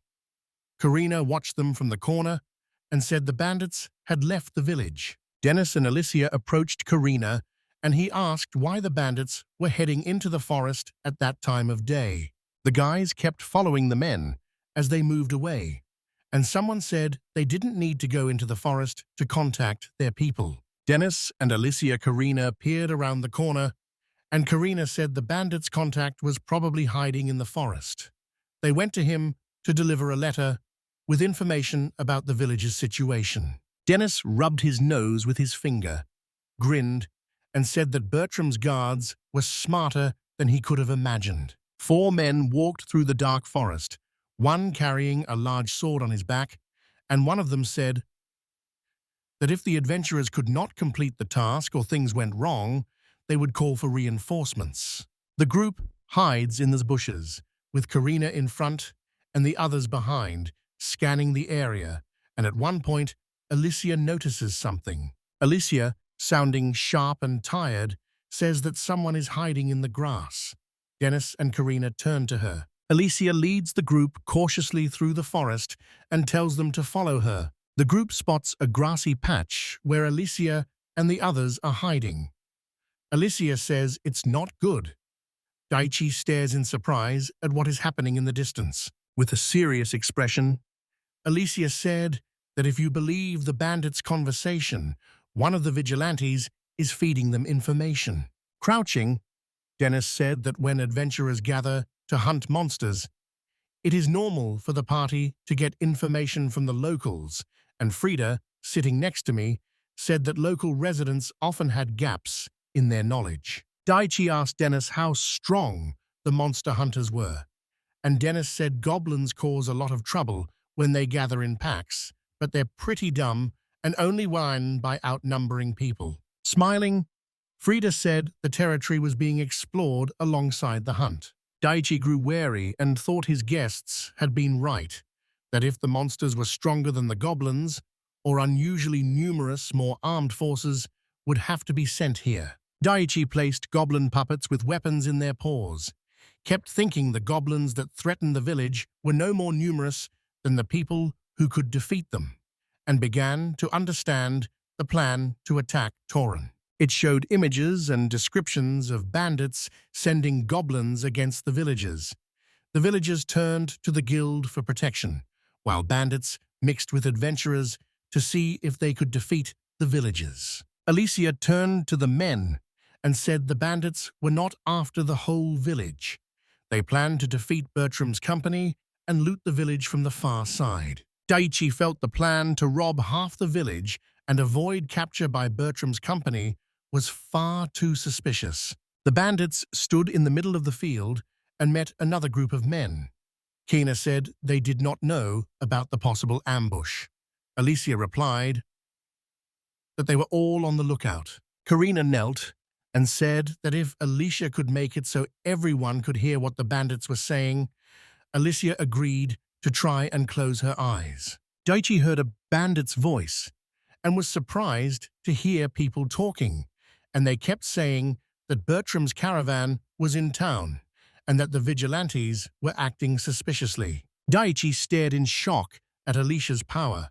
Karina said Alicia had used wind magic, so the guys could hear what the bandits were saying. One of the bandits said the vigilantes had been left behind in the village. One gang of bandits talked to another when a scarred man said they were interested in the case of the village of Torin, surprising the others. Daichi and the others sat in the grass and listened to the bandits' negotiations, and when one bandit said this was the same village robbed last time, the others agreed.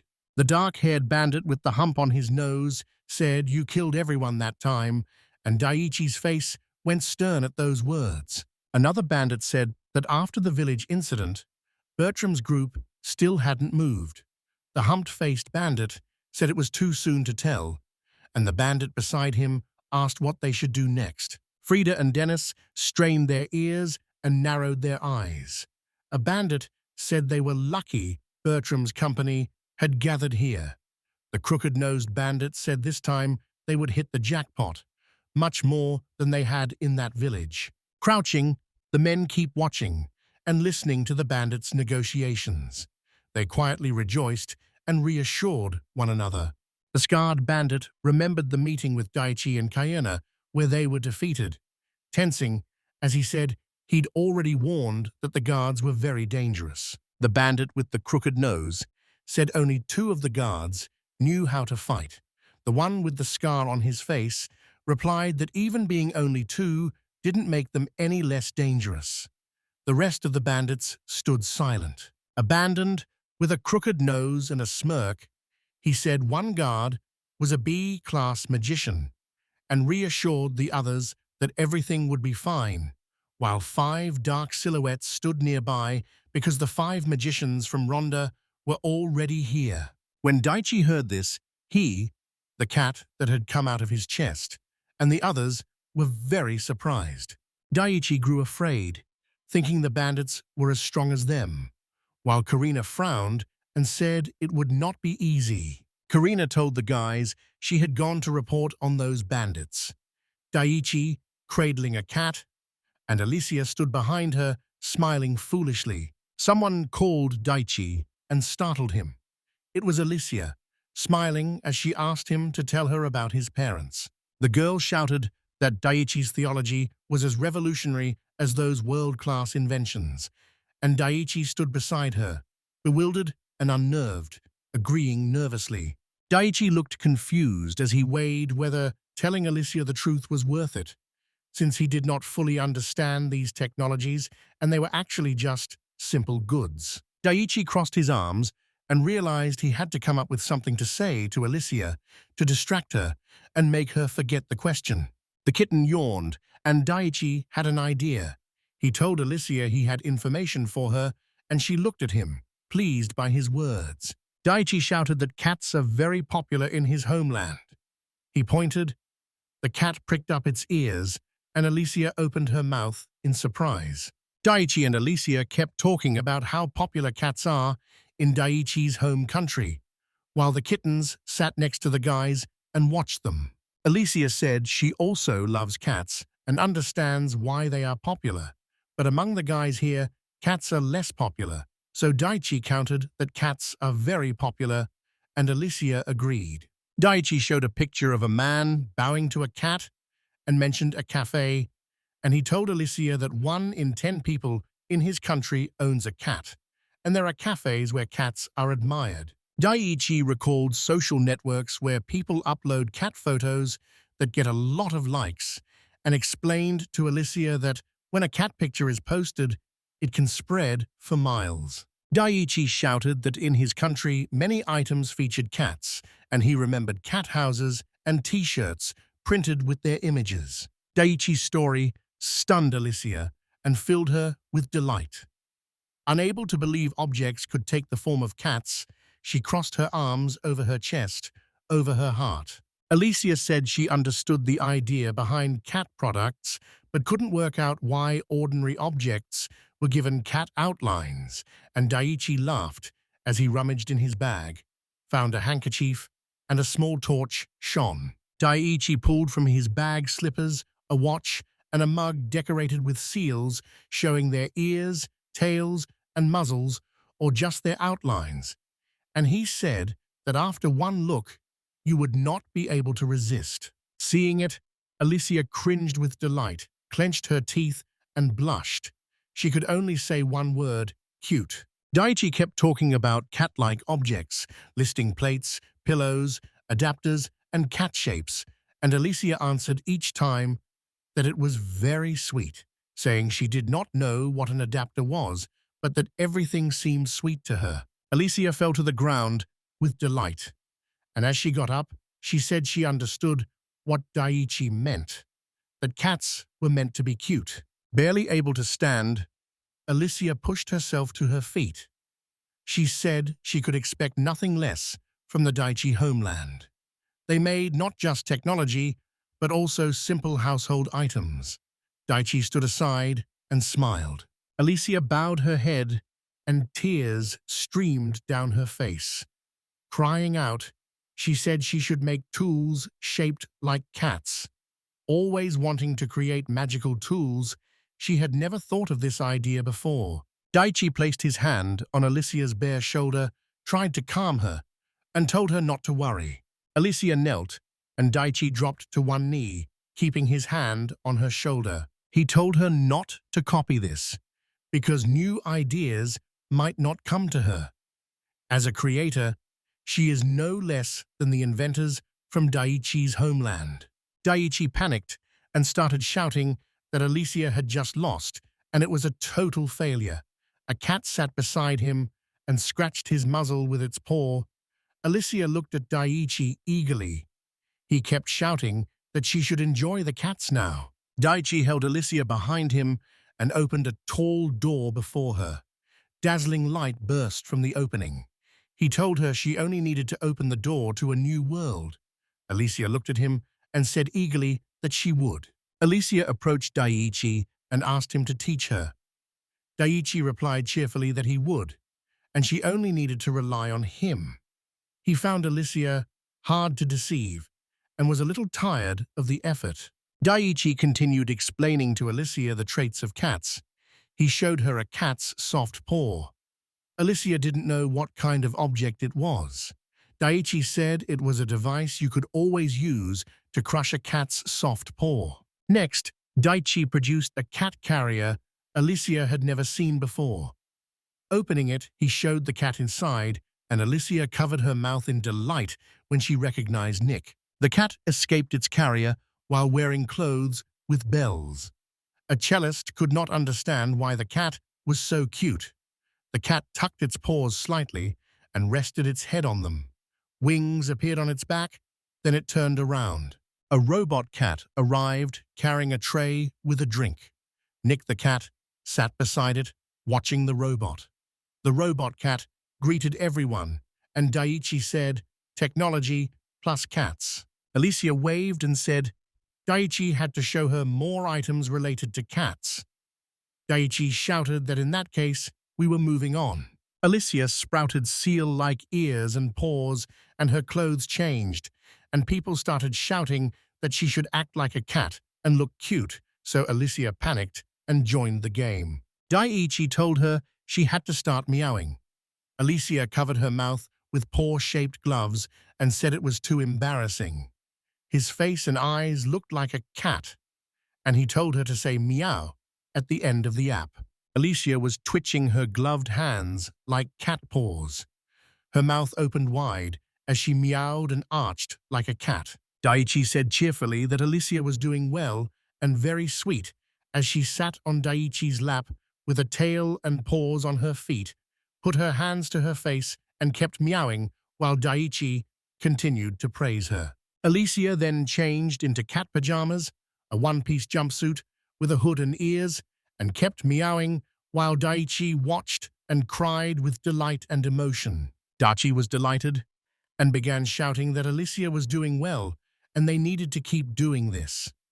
A serious Karina appears behind the enthusiastic Daichi and is shocked by what is happening. Daichi and his companions lay in ambush, eavesdropping on the bandits' conversation. He believed the 5 bandits were B-ranked magicians. The bandit, with the hump on his nose, was smiling, and his 2 assistants stood beside him, one taller and the other much shorter. Daichi looked at them and realized why they seemed so confident. The scarred bandit said he had fought the guards himself and had something to say about it, with 3 bandits standing behind him. The scarred man said they should wait until the guards left, and Daichi was surprised to hear the bandits' words. The leader of the 3-man gang laughed and asked if the man with the ball was afraid of the guards, and the man said he was. The hooked-nosed man was surprised by the honest answer. The scarred man said the girl was dangerous too, but at least he understands how she defeated them, though he has no idea how the man did it. Daichi's image surfaced before him. The scarred man frowned and said the only thing he understood was that Daichi had hit him in the leg with a piece of lead. The hook-nosed man scratched his face and said it was probably earth magic. The bandit remembered Karan and Daichi and said that if it had been a magic projectile, his magic armor would have stopped it, adding that the attacker had used something other than a magic spell. One of the bandits shouted that in that fight, 2 of his comrades had their legs blown off. It was that man's doing. The other man replied that it was their own fault for letting their guard down. Dennis began to assume that the bandits who appeared in the village were just 6. Freed sat next to him and thought about his words. The scarred man said he was wasting his time, shuffled his feet, and added that they had to tell everything to the men in the village. The 3 men turned away and began to leave. The last one said the final decision would be made tomorrow and asked the other bandits to pray that the raid would be cancelled. The man agreed. Then I heard a noise and he turned around. Karina told the guys they had to go, and beyond the planted trees and their crowns, a gorge and cliff appeared. The gorge was full of bandits. They had surrounded a stack of barrels against one wall. They all stared at the same spot, and among them stood a one-eyed cat as tall as a person. The man with the crooked nose said Eli and his team had taken the task too lightly. They fought a female guard and a man who defeated them. One man from the crowd asked if he was sure that one of the guards was a B-ranked magician. A sturdy blond man with a small beard crossed his arms and waited for an answer. The man said there was only one magician there, a girl with a magician's guild badge, and another dark-haired man asked whether the man they had met was definitely stronger than the magician of that rank.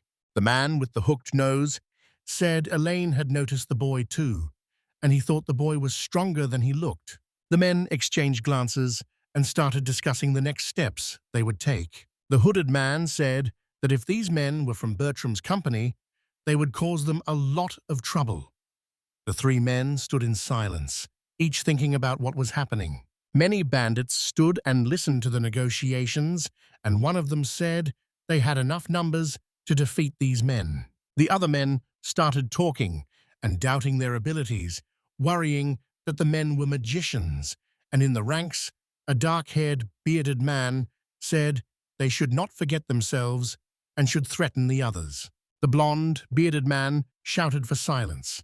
The dark-haired man and the man with a scar turned toward the shout. A young man sat behind the others and said with a cheerful grin that if the vigilantes moved, Bertram's company would not help them. The guy winked at a blond, bearded man who had told everyone to be quiet and said that the winking man had already set a trap for those men. Pete sat on the floor, leaning against a barrel, and said the head of Bertram's company was joining the caravan, suggesting they set traps for the vigilantes in advance and assigning someone to lure them there. Crossing his arms, the blond man said the vigilantes were guarding the north gate and Bertram's caravan had stopped at the south gate, while the other men stood silently and listened. The man with the hooked nose said it was all right because Alan had told them so. Pete introduced the attacking men and said with a smile that if they attacked from the north gate, Bertram's company would rush to their aid. The men discussed their next move. They planned to take whatever they could before reinforcements arrived, or to confront the vigilantes. Since the place would have little of value, Pete looked at them in surprise.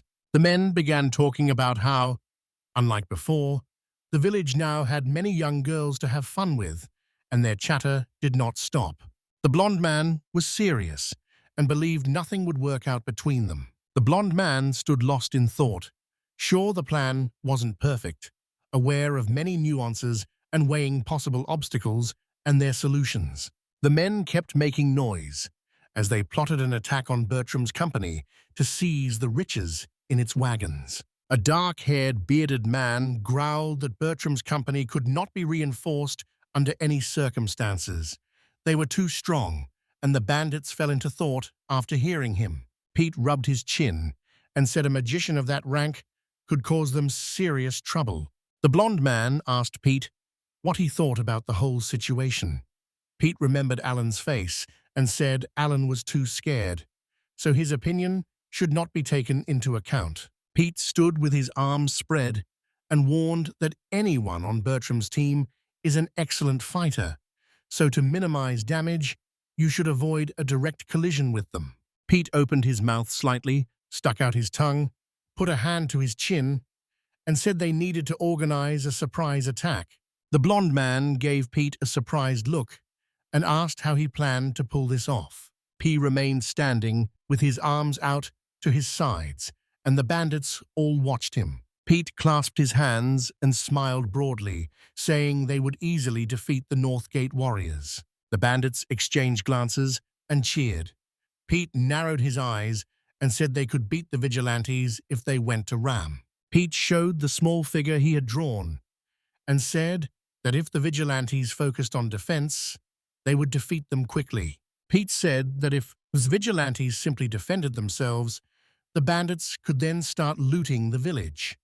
The bandits raised their fists and weapons and rejoiced at their imminent victory. Pete closed his eyes and smiled, convinced the opponent would act in whatever way suited them. Pete stood with his arms outstretched and said the vigilantes were not fools, so they would most likely gather all the residents together first to protect them in the center of the village. The man with curly hair said that if they removed the vigilantes, people from Bertram's company who stayed in the village would take their place. The hooded man and the scarred man looked at him and listened. Smiling, the curly-haired man said the foolish vigilantes would scatter their forces, and Pete grimaced at that, thinking the curly-haired man was the only fool here. Pete turned into a half-box, told the vigilantes to focus on defense, crossed his arms, looked at the blonde man, and said they needed to buy time before Bertram's company came to their rescue. The curly-haired man asked what was stopping them, then said he would go to the village at once, rob empty houses until help arrived, and leave the village immediately. The curly-haired man frowned and said he doubted Pete's claim that Bertram's company would arrive before they could leave the village, adding that only a fool obsessed with robbery would fail to leave in time. The curly-haired man crossed his arms and shouted to me that they were no fools and would be able to leave in time, and the bandit behind him agreed with a pleased grin. Pete covered his face with his hands and bowed his head, indignant and unable to understand why he was surrounded by such fools. The curly-haired man calculated it in his head and said that by the time Bertram's company sent reinforcements, the others would already have left the village with the loot. Pete pointed out the villagers' empty houses and said that evacuating the village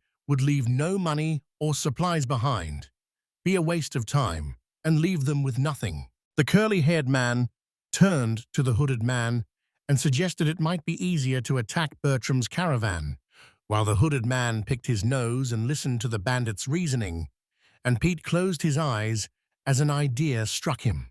Pete gestured and warned that attacking Bertram's company would put them face to face with a force far stronger than ordinary vigilantes, so they should avoid it from the start. The curly-haired man stood in front of Pete and warned him not to go near the rams because they can suddenly attack, and Pete clenched his teeth and his lips twitched. Pete smiled and clasped his hands, saying, "They all think alike," and the curly-haired man looked embarrassed and agreed with Pete. Pete drove past the curly-haired man and addressed the rest of the bandits, saying the company would leave some forces in the south and send others to the village center as guerrillas, while the bandits listened attentively. Pete explained the attack plan to the others and showed the painted men. In the north, the bandits attacked the vigilantes. In the south, Bertram's company and the man in the center were positioned. The partisans from the company went north to help the vigilantes. Pete smiled, held up one finger, and said that once the vigilantes were gone, the villagers would lose faith in salvation and would only have to deal with Bertram's company. Pete paced, saying that before the knights could reach the vigilantes, they could surprise and rob Bertram's company. The bandits saw the wagons full of wealth as unguarded, and two of them said that if they attacked Bertram's company, the residents would have time to flee and hide, with one adding that the residents would most likely hide in the wagons. The bandits kept talking and agreed on the plan. A blonde man said the attack on the vigilantes was a fake and that Pete planned to tell them. Pete raised his hands, smiled, and said the blonde man was right. The bandits fell silent and glared at Pete. Pete's expression turned sinister as he said he would now reveal the real plan they would follow, leaving the bandits scared and the blonde man grinning as they waited for Pete's plan. A fist thumped on a table inside one of the village houses. An elderly man shouted angrily and the two men were frightened by the sound. An old man rose from behind a chair and spoke in a menacing tone as people surrounded him at the village headman's house during a meeting about bandits hiding within the adventurers' main group. A man was arranging knights, wearing helmets and carrying spears. At the meeting, they discussed two issues. First, what to do with the information about the bandits, and second, how to secure the village until night reinforcements arrive. The elderly man concluded that the information leak happened near the village of Tikura, and that the bandits likely used the same tactics against them. Teiichi thought about this. Daiichi, Alicia, Frida, and Dennis sat at a table with Nick the cat on it, and mugs and a jug nearby, and Daiichi put his hands on the table and rested his head on them. Daiichi hid his face in his arms and said they would approve the plan they had come up with at the general meeting. He showed a diagram of the village enclosed by a high wall, with exits only to the north and south. The north was guarded by vigilantes and adventurers, and the south by the company. Daiichi introduced the little men and said they could repel any attack. Part of the company would go to the village center. With a detachment there, the guerrillas could support both the south and the north, and even detect bandits slipping through the walls. Daiichi said they are evacuating civilians in the north and south to reduce potential damage. People will be housed in shelters. Daiichi will propose the plan to Bertram's company, remembering the elderly man's stern face, and the bandits posing as adventurers will stand guard with the vigilantes at the north gate. Dennis raised his hand and said Daiichi was not afraid the plan might fail and leave them with nothing. Daiichi looked at Dennis and thought this was a sensible way to see it. Free closed one eye and said the villagers would not be able to come up with anything better than their plan, and even if they did, they would not have time to implement it and would have to accept the man's plan. Daiichi opened his mouth slightly, surprised by Frida's frank story, and he and Alicia looked away when they heard something. Frida said it was time to leave. Dennis rose from his chair. His hands rested on the table as he moved toward the head of the table.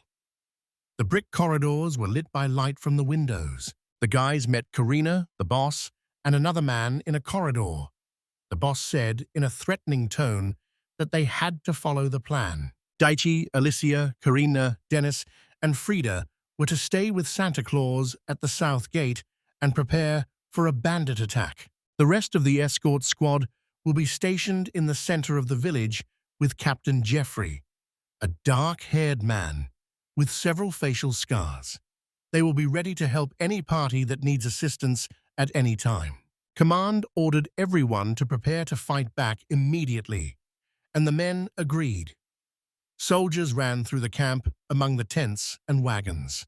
One tent, unlike the others, stood off to the side. Sitting in the tent with a plastic water bottle and a gun, he did not know how strong the bandits' magic armor was, and worried his weapon might not be able to kill them. Various firearms lay beside Daiichi as he tried to decide what caliber to take with him. Daiichi pictured himself in a military uniform with weapons in both hands and realized he still could not tell which bandit was a level B magician, so firing at everyone would be a mistake. Daiichi opened his laptop and played a video on how to shoot correctly. He planned to attack everyone indiscriminately at first, then finish off anyone who remained, or put everyone to sleep with gas. A cat brings Daiichi something and distracts him. He picks up a bundle. Several different weapons lie beside it. Believing the cat wants to play, Daiichi gives the bundle to the cat. At that moment, a walkie-talkie on the table behind him crackled to life, and Daiichi was startled when a voice on it said the plan was fake. Daiichi turned to the table and the walkie-talkie, which kept saying that their real target was Bertram's company. Daiichi kept watching the radio, grinned at what he heard, apologized to the cat, and said he would play with him a little later while the cat sat and watched Daiichi, who had turned away. Daiichi stood at a table with a walkie-talkie on it, sweat running down his face, scared when he learned the plan was fake, while the cat stood beside him, looking at the table. Voices on the radio kept saying the vigilantes were easy targets and would behave differently. With a cheerful smile, Pete said their real target was Bertram's company. They would still have time to attack the village, and the chance to strike Bertram's caravan might not come again, so they should not miss it. The blind man said the caravan's cargo was their real goal. Pete said the cargo is important, but he wants to capture their leader. One of the bandits asked if anyone had seen what Bertram's head looked like. Pete pointed to the dark-haired man, Joseph, and said he and Joseph knew what it looked like. Pete showed the painted man to the bandits and told them the plan that they would send a man who would intentionally lose a letter containing their plan of action, and the adventurer at the North Gate would find him and learn the plan. The men raged and argued that once the company learned about the letter, it would send its troops straight to the vigilantes. Another man said the company would likely just add more men to the village center. Pete beamed. Pete assumed they would likely move their forces to the center and leave their main henchmen beside them. Then he raised his hand and said those who stay next to the leader would be strong fighters able to defeat any enemy. Angered, the curly-haired man pointed at Pete and said Pete himself had said how strong Bertram's guards were, and now he was urging the bandits to attack and fight them. Pete smiled, closed one eye, and said that if he and the 3 men behind him do this, they'll win for sure. He added they could handle it if they had a blonde male boss with them. The hooded man said they had not faced strong rivals for a long time and warned Joseph to be careful not to burn them down. The men started swearing and threatening one another and were told to calm down. A few bandits stepped aside, pleased by the plan, and determined to win. The 5 bandits broke into evil grins. They were not like the other bandits because each was a real soldier. Pete raised a finger, squinted, and said they needed to use them to feel more confident. The other bandits all turned at once, peering into the gorge where the terrible sounds came from, but it was too dark to see anything. Several bandits peered into the darkness, frightened. One said they had decided to use their trump card so they would not regret a future defeat. The bandit leader waved his hand, declared everything settled, announced that a lion and his men would be told to attack the North Gate tomorrow night, and ordered me to write and send a fake letter. The bandits moved and spread out around the cave, and the bandit leader kept insisting a letter must list every detail, shouting that the attack would start tomorrow night. Squatting on his haunches with his chin in his hand, Daiichi listened to the radio conversations. The bandits said that, as Pete had said, they would launch an attack that night if the bandits hurried to gather. Someone asked to come into Daiichi's tent, and Daiichi was startled. Karina said Captain Jeffrey had intercepted information about the bandits' plan, and the head wanted to discuss it with Daiichi as soon as possible. Daiichi replied he would be there soon and put his phone in his pocket. A torch burned beside the head's tent, and the bandit's letter lay inside.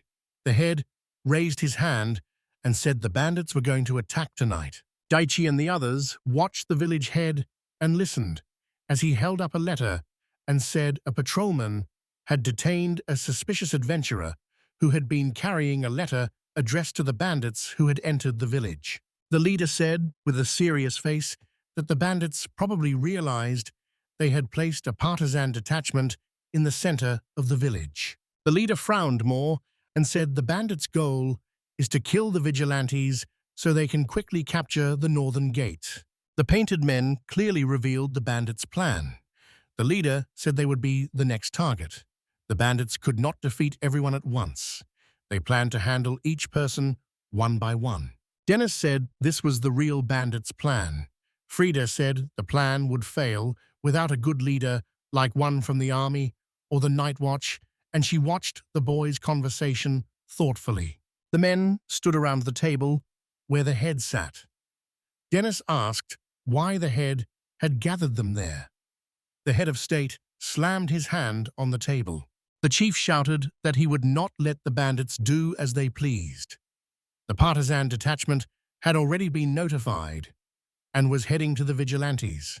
He sent the men to the North Gate to help. The men listened to the chapter with fascination. Dennis pressed his hand to his chest and said he would carry out the order, but he wanted to know what the head would do then. The head said he intended to stay with the merchants. Karina said she wanted to stay with the head. The boss leaned back in his chair and crossed his fingers. He said the company's employees would protect him, and the other man said there was nothing to worry about. Dennis told the leader it would be easier for the guys to fight if they knew the leader was safe, and Frida said the leader needed to accept Karina's offer of protection.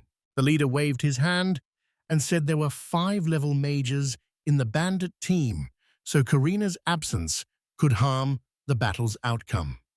Vichy remembered the bandits' radio talks and understood their plan. Daiichi suddenly rushed up to the head and began shouting that the head must hear him before a decision is made.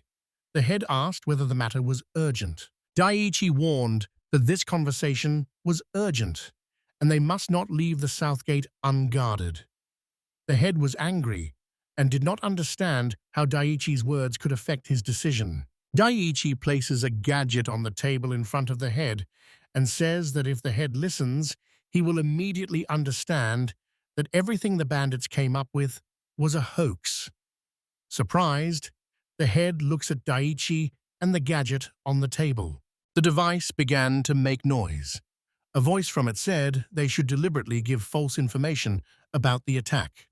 Another voice suggested luring Bertram's company straight into a trap. The men were stunned by what they heard.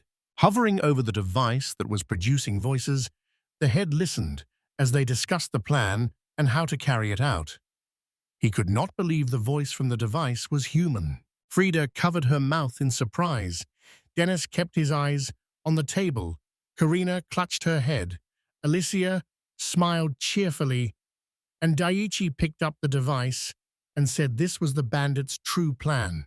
The head opened his mouth slightly and asked about the tool Daiichi had brought.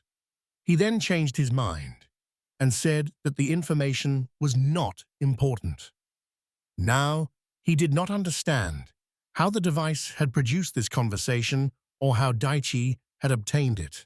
Daiichi says they left their device in the forest south of the village, behind the bandits, about a kilometer from here. The head was shocked by what he heard, and Daiichi said the conversation had taken place only recently, when a loud shout announced someone was coming, and everyone, startled, turned sharply toward the screen.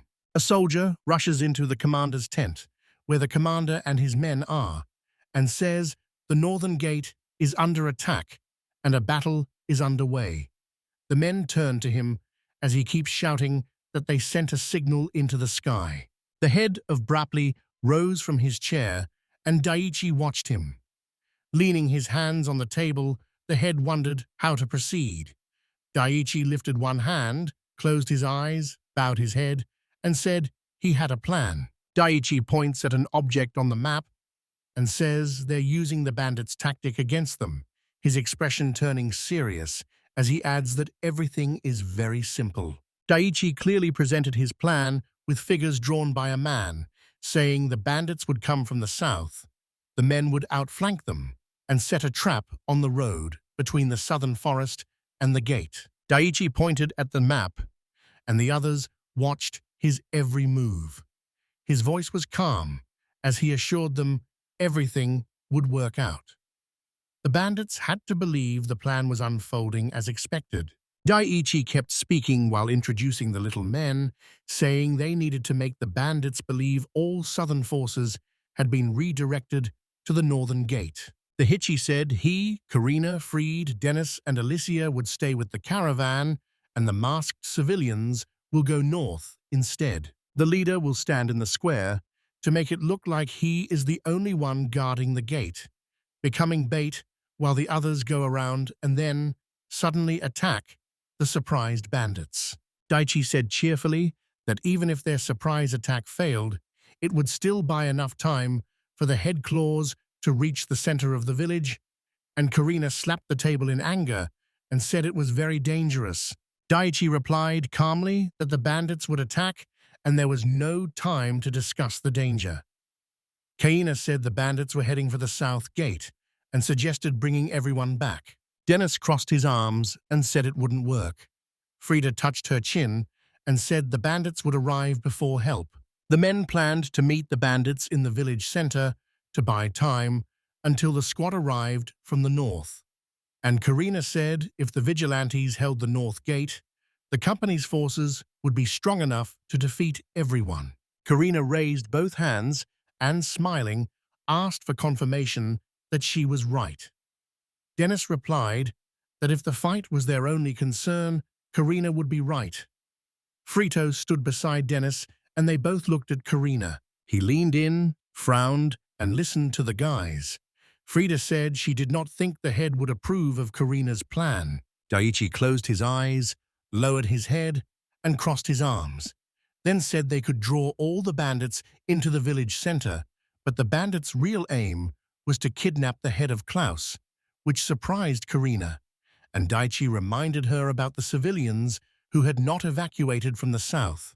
The atmosphere around Karina has changed, and she has become depressed. With clenched fists and her head bowed, Karina stood. Daichi turned and looked at her. The man stood before Klaus, the leader, and wondered how likely they were to defeat the bandits. Daichi broke the silence and said he had a secret weapon.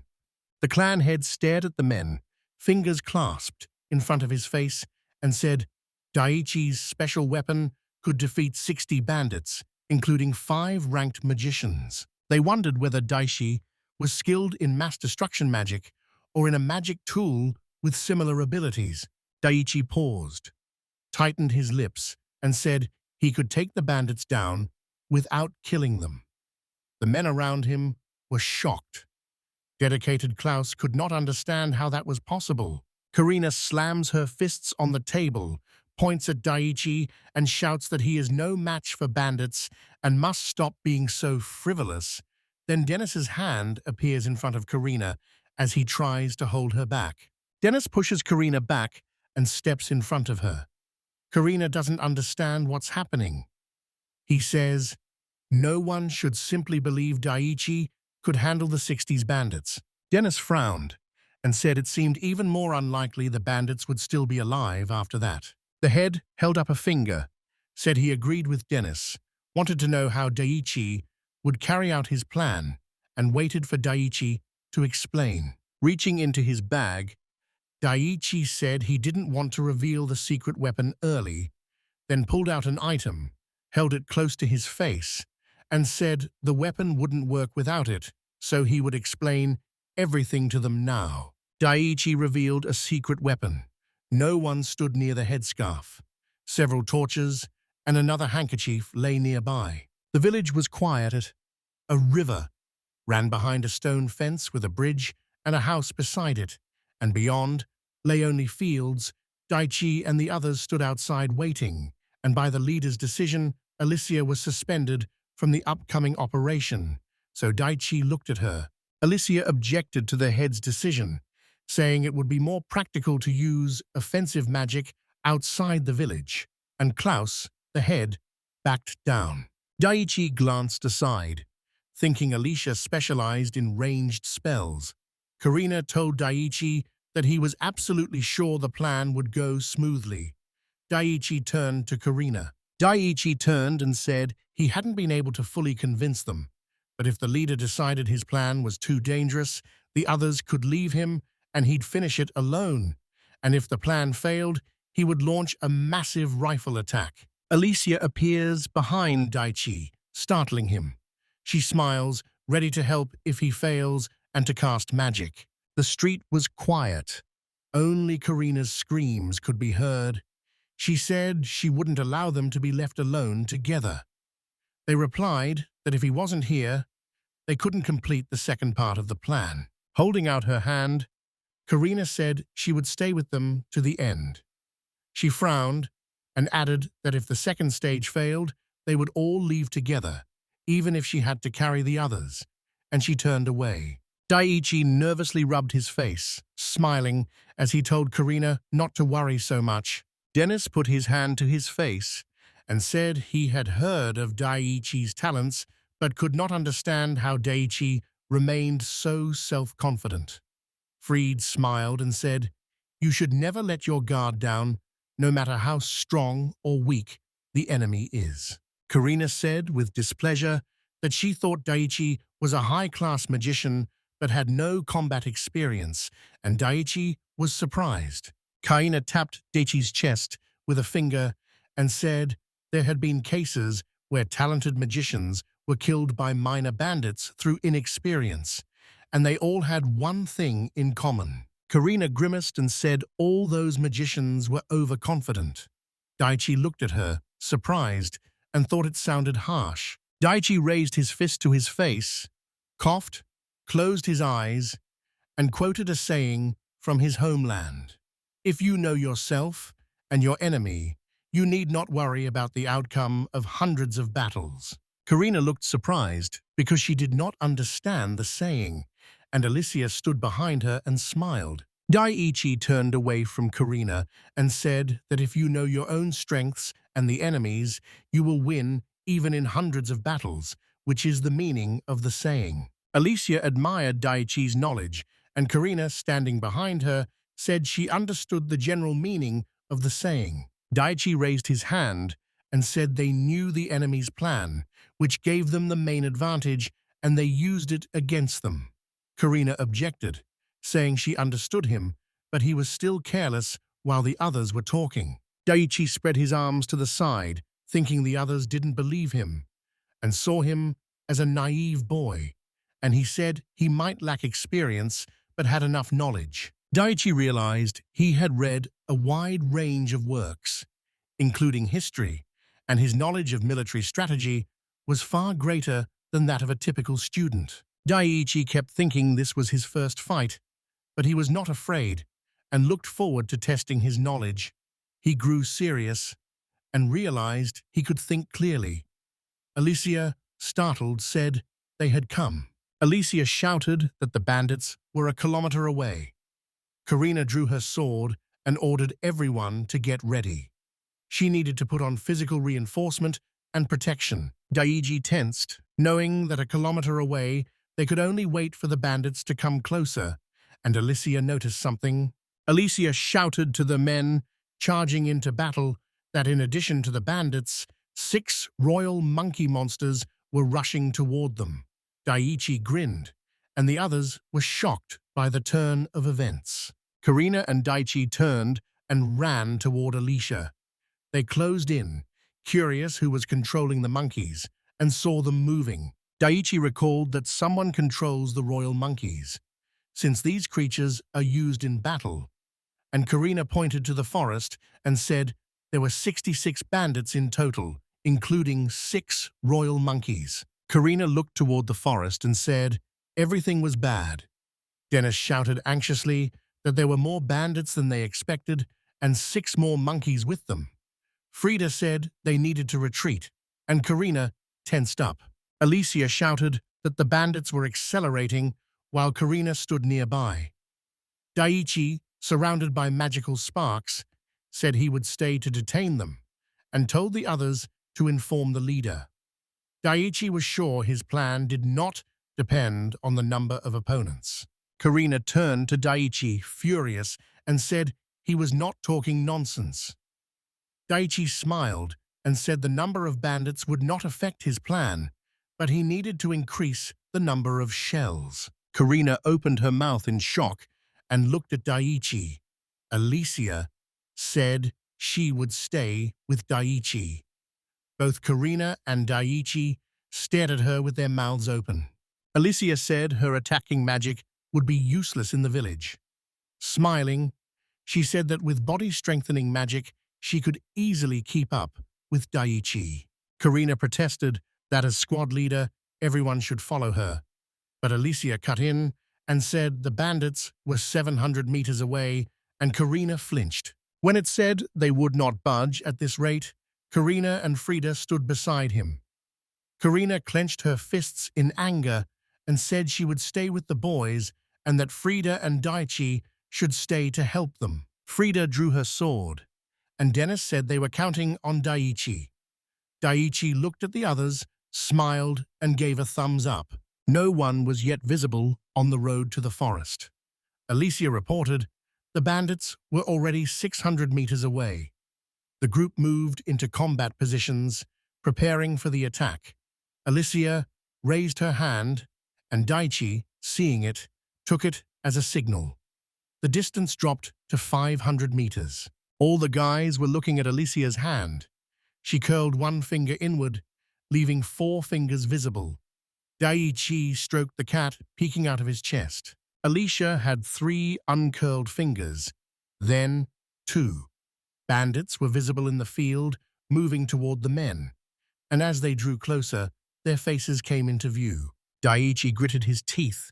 With 200 meters to go, he could already see their faces, and he doubted he could grab a weapon in time if the decontamination plan failed. Only 1 finger on Alicia's hand was still uncurled, and the bandits were in range. Each man closed his eyes and covered his ears with his hands. Daichi stretched out his arms and activated his power. Grenades rained down from the sky. All the bandits looked up at the falling grenades at once, surprised by what they saw as stun grenades rained down, briefly stunning them, while a bright flash lit the group. Pete, the curly-haired man, and the other bandits are knocked down by the grenade and bathed in a blinding flash of light. Daichi turned away from the flash, closing his eyes and covering his ears. After the explosion, he opened his eyes a crack and stood to see if the plan had worked. The bandits clutched their faces and looked disoriented. Some stood motionless, others lay on the ground, trying to regain their senses. The royal monkeys lay on the ground. Daichi smiled at the bandits. Karina stood with her hands over her eyes and ears. Daichi touched her back to show she could look around. Balls and spinning lights descended into the sky. The bandits lay on the ground. Dennis stared in fear, unable to understand what had happened, and Frito looked toward the field, wondering if the bandits were lying there. Karina glared at Daichi and asked who he was. Daichi stared at her and stood motionless. Daichi spread his arms and announced it was time to capture the bandits, and he and the others moved toward where they were huddled. Karina followed Daichi and watched him closely. Daichi thought the man still needed time to adjust to what was happening. Daichi presented his equipment and realized he had to curb the bandits' foresight, so he turned to the network and began using magic to keep himself safe.